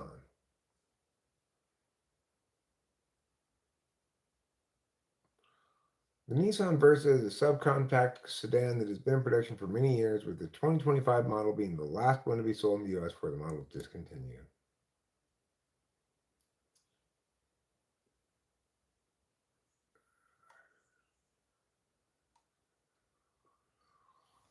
2025 Nissan Versa starting at only $17,000. Now that's cheap. That's a cheap new car. Why is the Nissan Versa so cheap?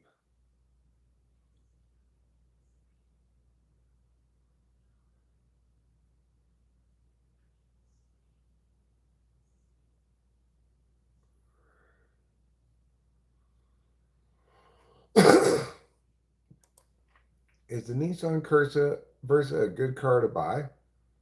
It's a good car to buy if you prioritize affordability, fuel efficiency, and safety and standard safety features. It's well suited as a budget-friendly daily driver or commuter car.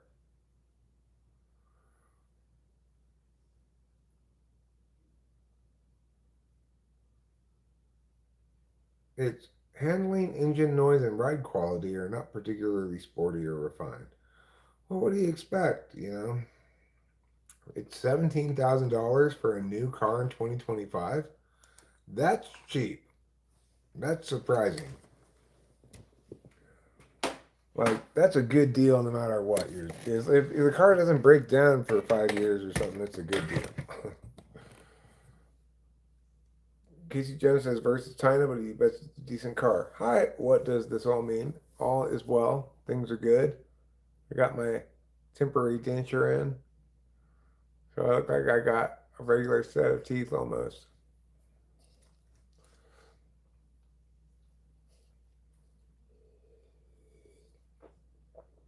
Good luck with your sleeping plan, okay? I hope it works out for you. Probably you'll toss and turn until you have to get up, but maybe if you get fewer than 4 hours, it's almost better to get no hours and try to double up the next night. It seems like 4 hours is the minimum to get if you're gonna feel rested when you get up.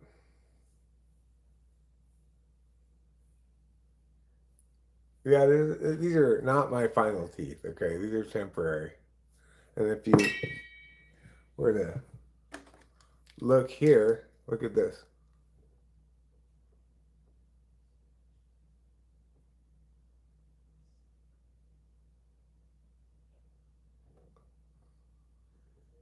So you can see the line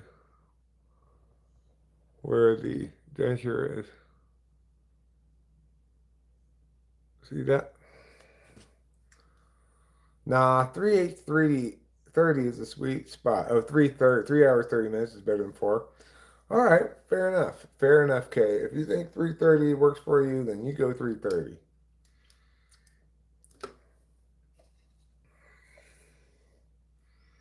Carp became popular during communism because it's cheap. It's cheap because it's a barely edible fish. It's like all bones.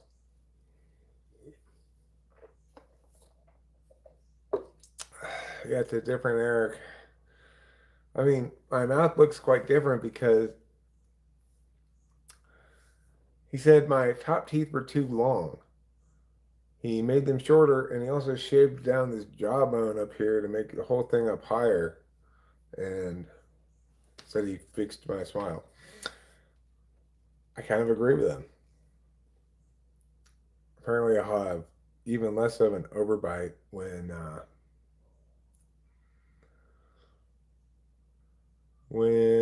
he puts in the final thing. Who suddenly decides to go to Norway?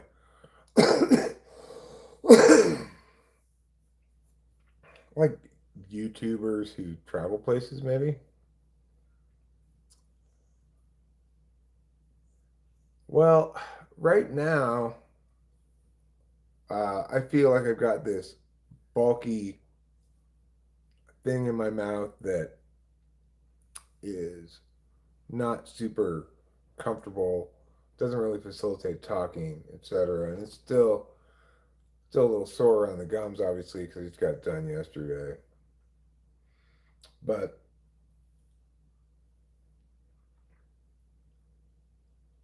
yeah, I feel like it's a little too soon to celebrate. I know that last time I think I was fine for a couple of days, and then like on the third day, this thing started getting infected.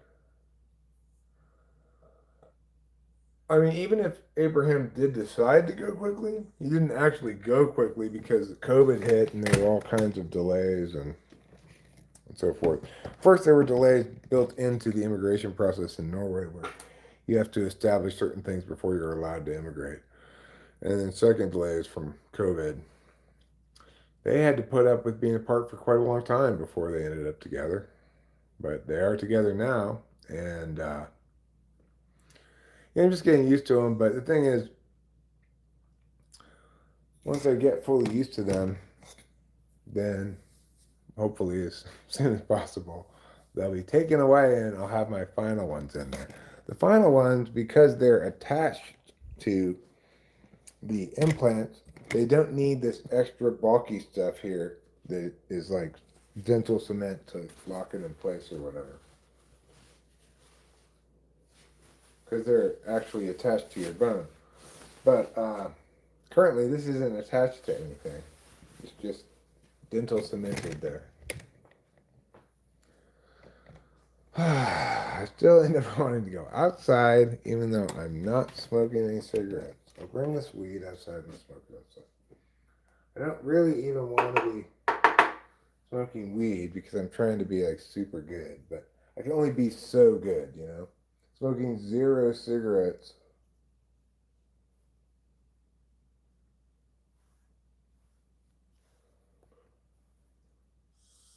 I feel like, okay, well, you aren't going to suddenly turn into Saint Smoke Free Eric. So, this is I think the least harmful thing I could do if I'm going to do anything at all is smoke some weed from this very gentle hitting pipe. It requires like no suction to hit it. So I think the suction is bad for what I had done. I'm trying to avoid that. And I'm just going to take the dentist's word for it that for some reason, nobody can explain, smoking cigarettes is absolutely terrible for your dental shit. I have not heard a single good explanation of this yet, but that's fine.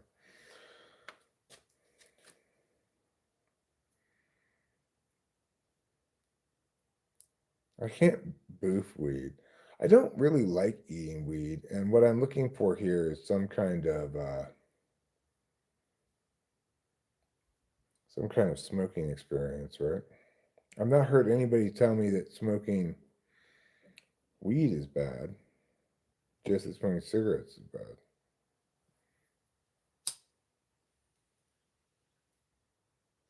And the reasons I have heard for why have to do with blood vessel constriction and stuff like that, which is not caused by this. And this has almost no suction required. I don't even have to close my lips all the way around there.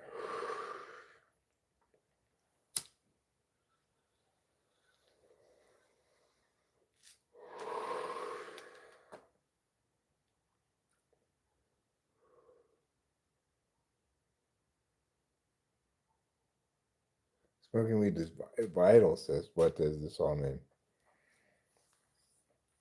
Maybe vital. I don't know if it's absolutely necessary for my dental health, but hopefully it doesn't harm it too much.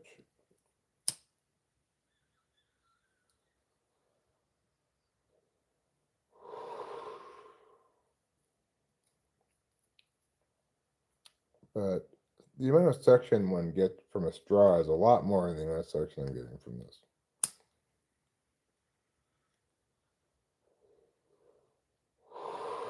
Just the same as me breathing in like that. You know. So I'm not worried about that aspect of this.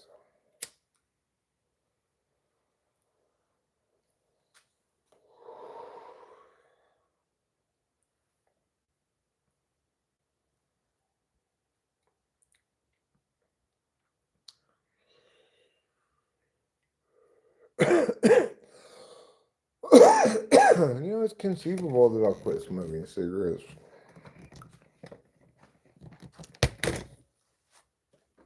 But I have my doubts as well. I'm not sure if I am. It's surprisingly easy not to smoke. It's not easy to not smoke cigarettes and not smoke weed, but it's easy to not smoke cigarettes if I have a little bit of weed here and there.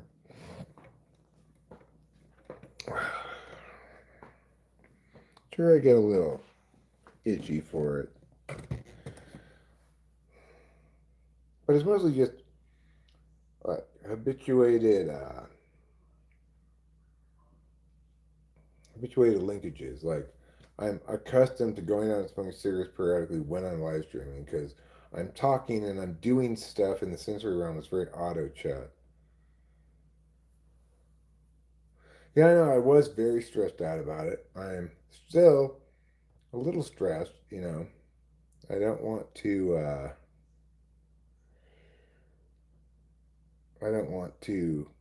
do stuff that undermines the ability of this to work properly. But also I'm not going to suddenly be a totally different person just because I've got new gentle stuff. Like, it's tough, you know. I get it that I got to prioritize this healing and make sure it doesn't get infected here at the beginning, these first couple of days, first few days, first week. I'm not really sure how long I'm going to persist in the no smoking cigarettes thing. But I figure the longer I don't, the better, because then if something does happen, if it happens before I start smoking cigarettes again, I can just say, there's no section, right?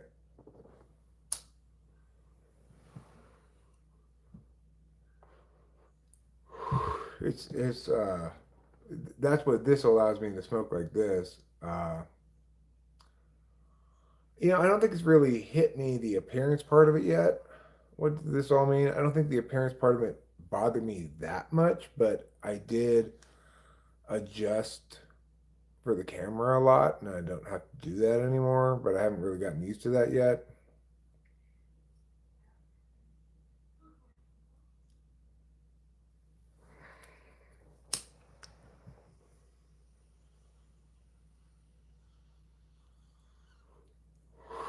Of course, if you try to do that with a straw, you're not going to suck up very much liquid, right? Because liquid has to be, you know, you can't get like some wind and some water because the wind comes in easier than the water, I guess. Is that a good explanation? You've noticed big time huge difference. Well, thanks. What does this all mean? I appreciate it. I think I will gradually come to feel the positive implications of it.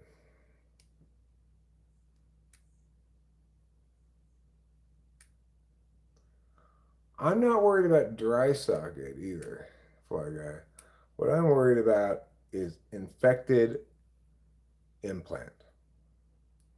Last time I got this infected implant down here, I was told that it was because of my smoking cigarettes.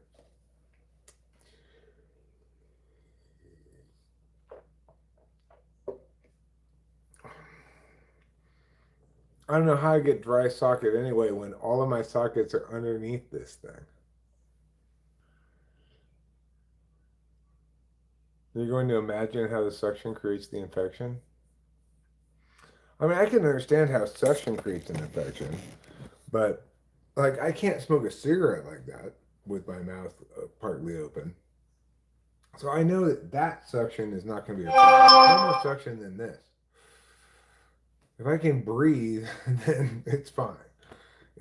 That's as much suction as breathing. I could do another saltwater rinse. I did a saltwater rinse earlier. I could do another one. I've got one more antibiotic pill to take today, I believe. Or I'll have to count and see. I think I do have one more antibiotic pill before bed, I think. And then I've got two more of the anti-inflammatories I have to take before bed. I think right now, it's 6 o'clock, the UFC game's on. put that on in the background. And then I think I'll empty the dishwasher and do a salt rinse and maybe put the dirty dishes in the dishwasher.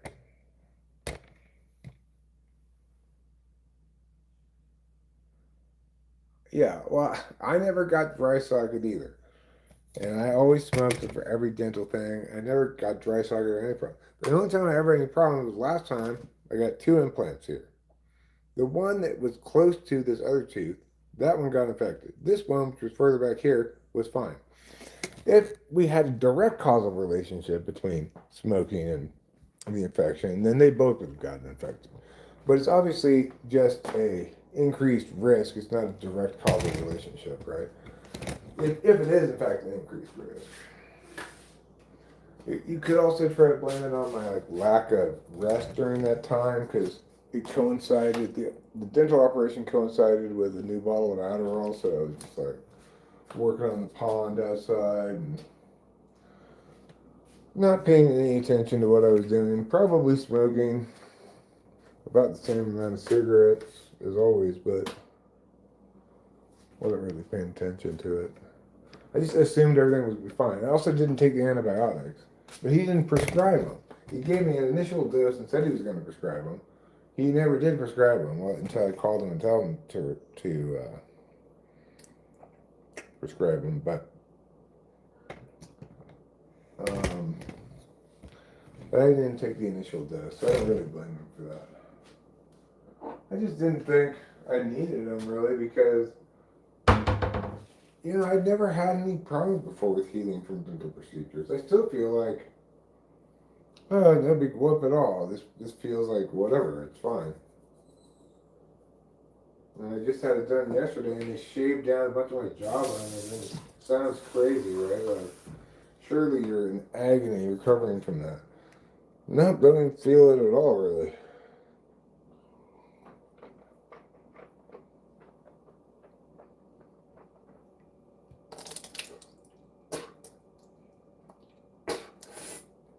The nurse lady said to be sure to swish it around gently, not too rough. I think she doesn't want the denture moving at all,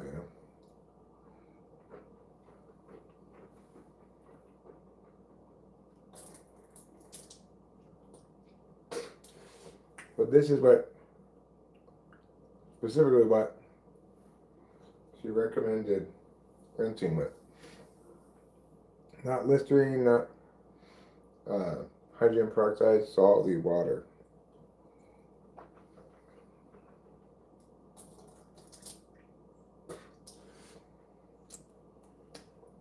So that's what I'm doing.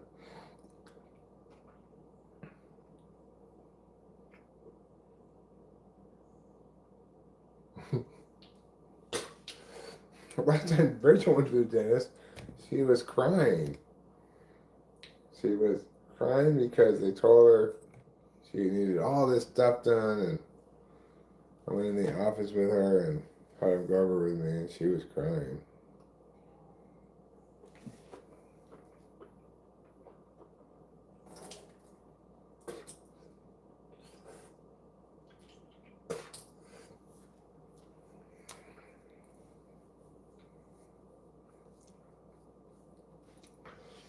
But I wanted a second opinion. We have an appointment for her coming up.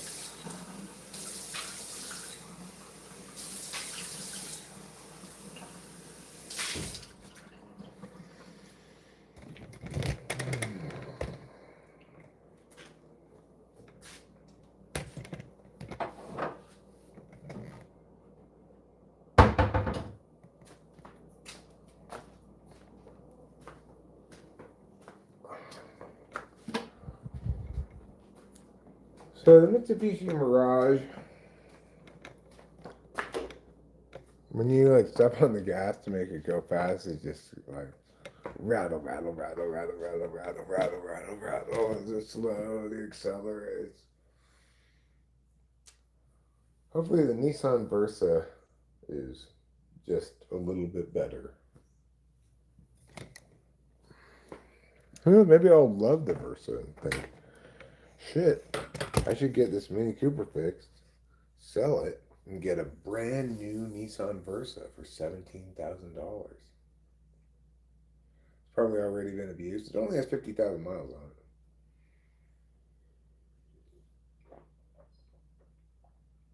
Yeah, I'm glad I got it done too. I'm glad I got it done too. Oh, that's right. I was going to do the dishes next.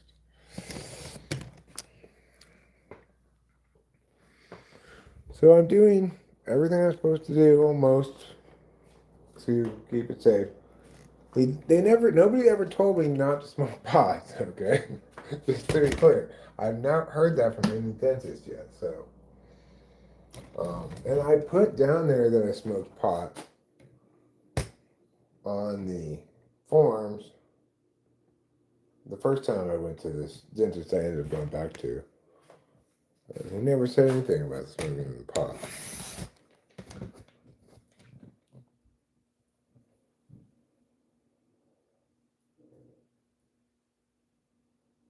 It's fixable. Now I got, and well, you know, they always ask you how much you smoke. I say I smoke about half pack a day. And say, oh, if you smoked any more than that, I'd be having a problem working with you. And they don't mention pot at all.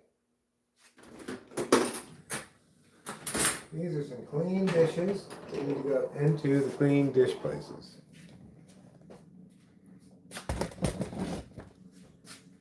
I don't know if you've ever seen the movie. I think it's called Red. It's got Bruce Willis and maybe John Malkovich is in it, I think. And I believe it's John Malkovich's character. They go into this old bunker and they find these like Twinkies and stuff that were made before they put use by dates on things. And so he concludes that therefore they never go bad, and he eats them.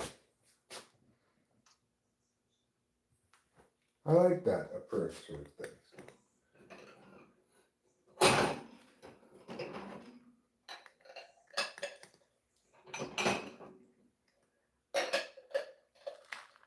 And you know, back in the 70s, they probably put so much preservatives in things that they are good forever.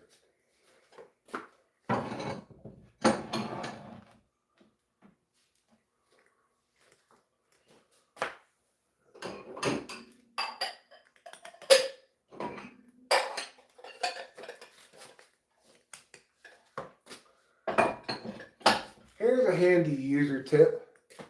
Don't eat food that's canned if the cans are made out of lead.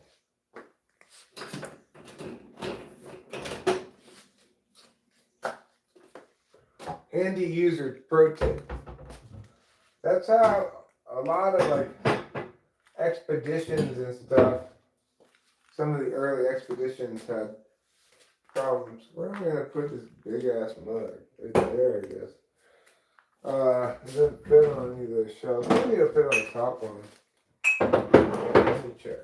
Let me double check and see if this fits on the top one.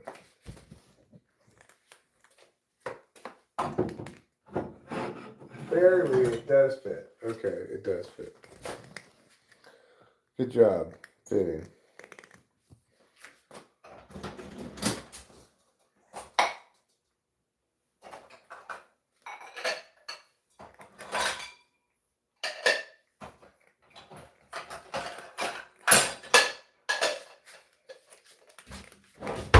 You're gonna put these bowls back here where they go. That's where the bowls go, over there. Do you want to watch the put away part or the get part? I'll let you watch the put away part this time.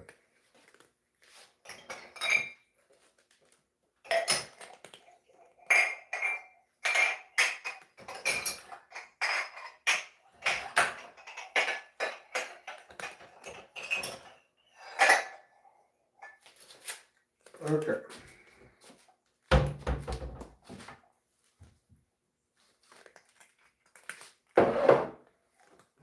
these away right here. Pretty exciting. This is action shot.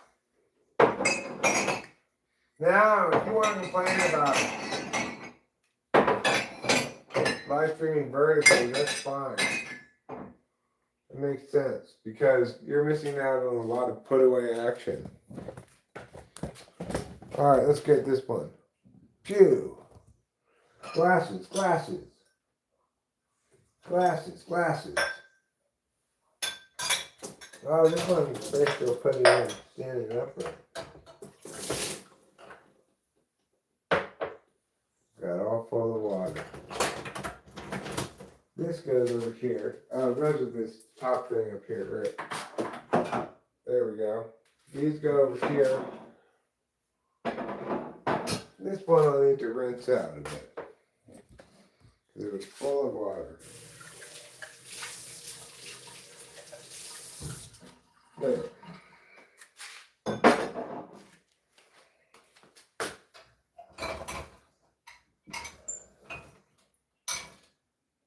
This one, this one, this one. It's kind of weird.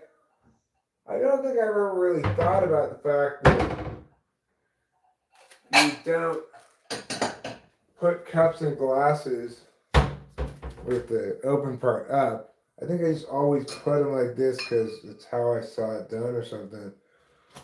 But obviously the reason you put them like this is so they don't fill up with water.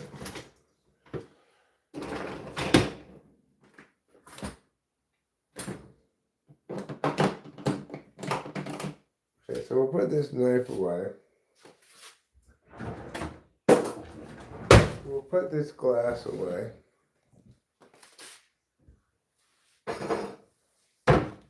And then we'll put these away.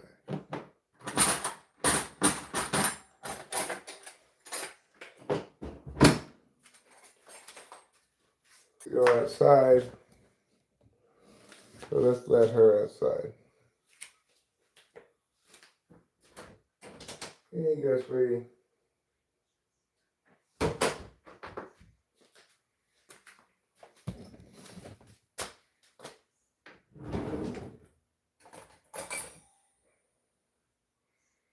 Fork.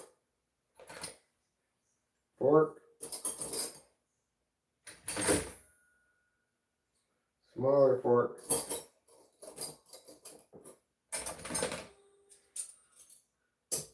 Big fork. Other big fork. Other kind of big fork. Big fork. Big fork. Other kind of big fork. Small fork. Big spoon. Other kind of big spoon. Other kind of big spoon. Small fork. Big fork. Small fork. Small fork. Small fork. Big spoon, big spoon. Big spoon, other kind of big spoon. Small spoon, small spoon, small spoon. No, small spoon, big spoon.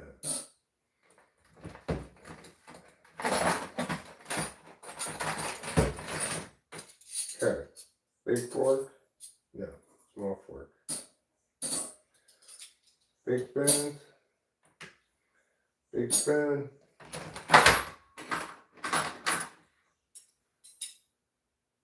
Other kind of small fork.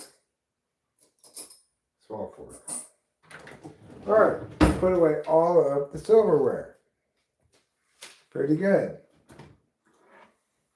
I'm going to win some kind of prize. Oh, didn't quite get everything. Don't forget about this. This goes in here. Alright, now we have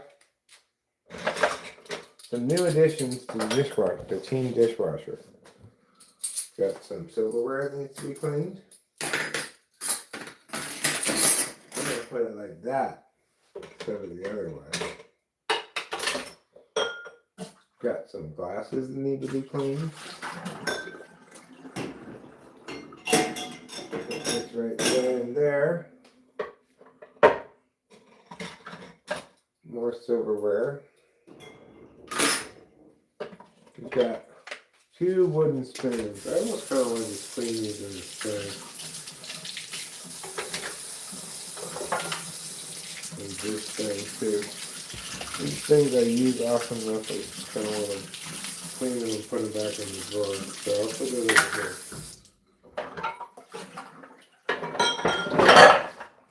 Got a couple bowls. These bowls we'll put right here, right there. Got a little bowl here. Oops, didn't mean to do that. Little bowl here that we can maybe squeeze in between them. Then we've got a plate. It's going to go down here. And then we've got this lid of this thing. Right there.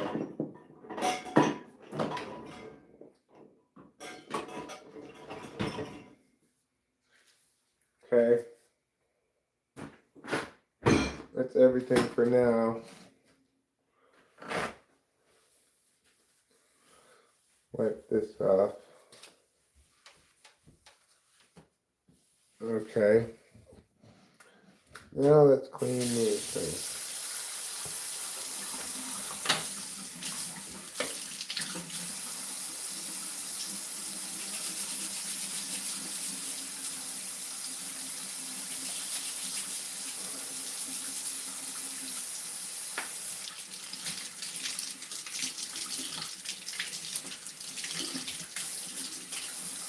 There we go.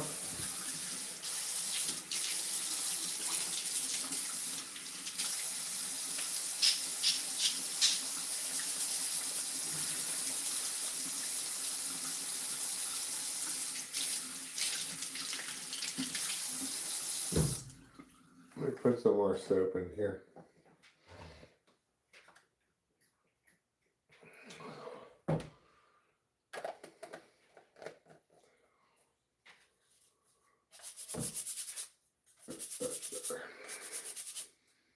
Got a little more sudsy action here. Okay.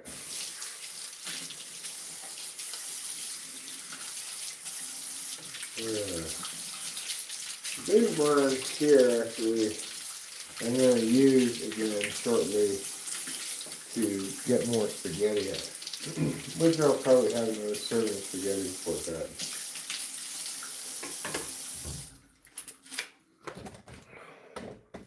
So I'm just going to leave those right there. That way, when it's time to get some spaghetti, I can just like that. I'll have to heat it up first. Alright. The floor down here is sticky still. And I don't know why. Probably because I need to wash it.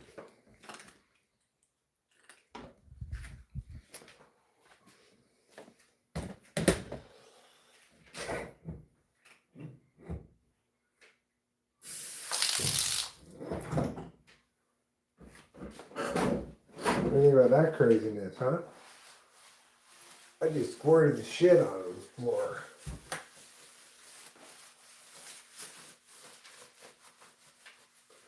I said, that's it, I've had enough.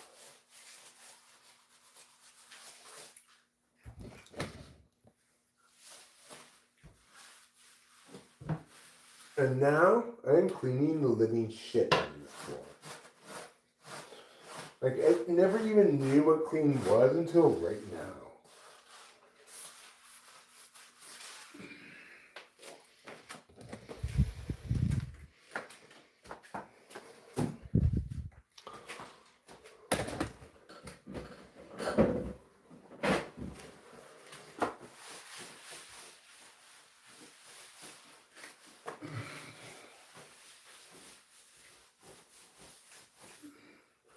Like, don't even try to fuck with me, Floor, because you lose. I win. I'm making you clean, whether you like it or not.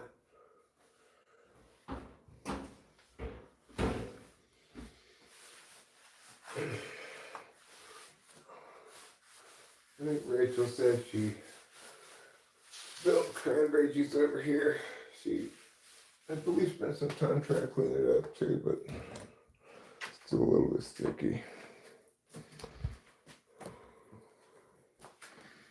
That's better.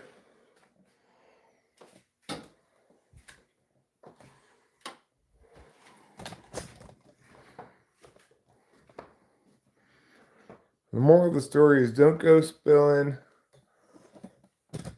cranberry sauce. Cranberry juice. Yeah, it's called My Prime Minister of Amazon? No. I shouldn't put the paper plates in where?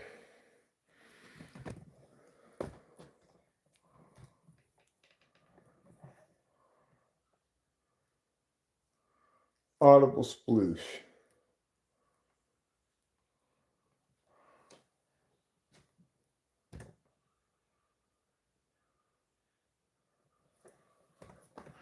My paper plates are here.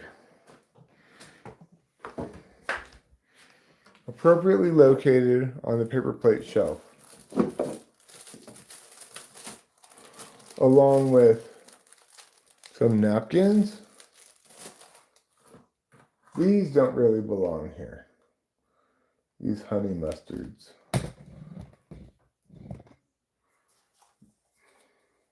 These should go probably in the fridge or maybe right there. Here's some napkins and they're like, oh, I did have Parmesan cheese for my spaghetti. I forgot about it. We have a few Parmesan cheeses up here. Quite a few, actually. Quite a few Parmesan cheeses and red peppers. One time, I went to the pizza place.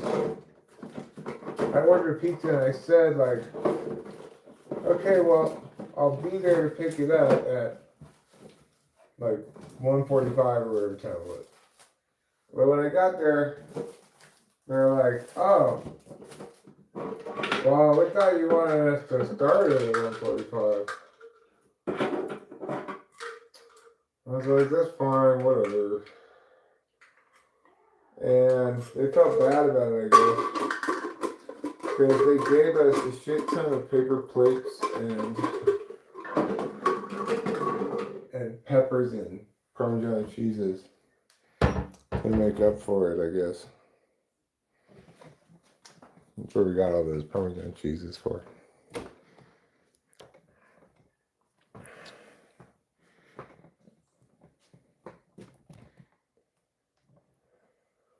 I'm not just anticipatory placebo effect, although that is one of the things going on here. I also took Clonopin, which strangely seems to make me do stuff,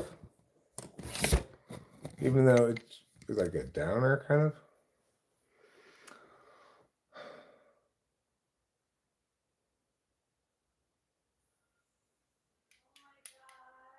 Do you have his package? He does, his package, yes he has. A bit more focused perhaps. I mean, I think the Clonopin, it has an anti-anxiety effect. And some of the things that I don't do or have trouble getting started doing that simply could be easily done, like put the dishes away and put the new dishes in the dishwasher. I just find myself start doing it rather than thinking about it, I guess.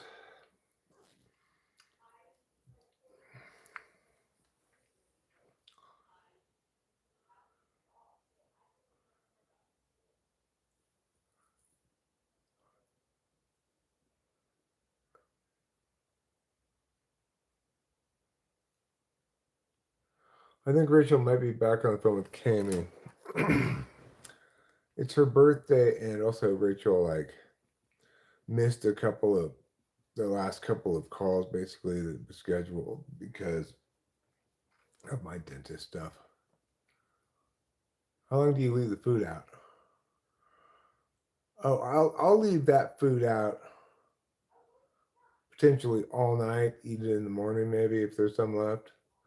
I wouldn't bother putting that away because I'm either going to eat it before it goes bad or I will throw away leftovers. I don't think I'm going to throw away any leftovers from this though. I had a fairly small portion.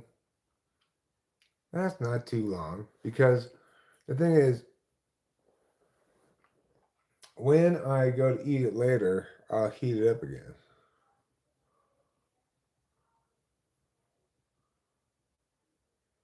Well, it's not that hot in here. If you find yourself doodling paper tigers, you've been hacked. Lucky fellow.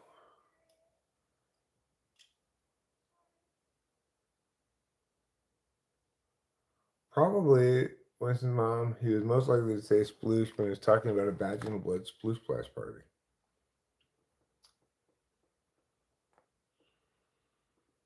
The most common use of the term sploosh.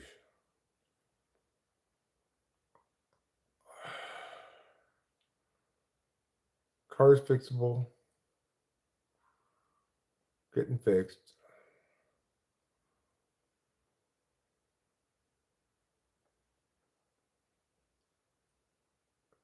Yeah, I don't want to get a new vehicle. I want to just keep driving the Mini indefinitely and fix it when it's broken. And, you know, it's a fine enough car. I don't feel any need to have a different car.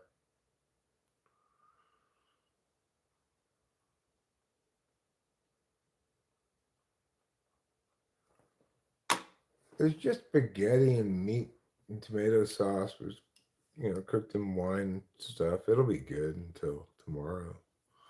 So top, it doesn't get that hot in here, and it won't even last that long. I'm getting hungry again already. Oh shit, I'm missing the SC game.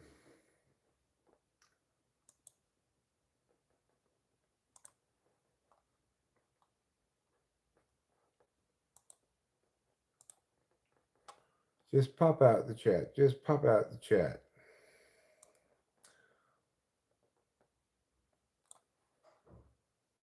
I guess I could just wrap it up and watch the game with my full attention.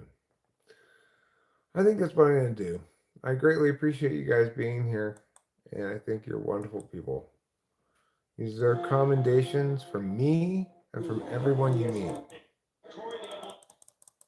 even the bad people. Until later, I'll see you soon, and I love you all. Goodbye.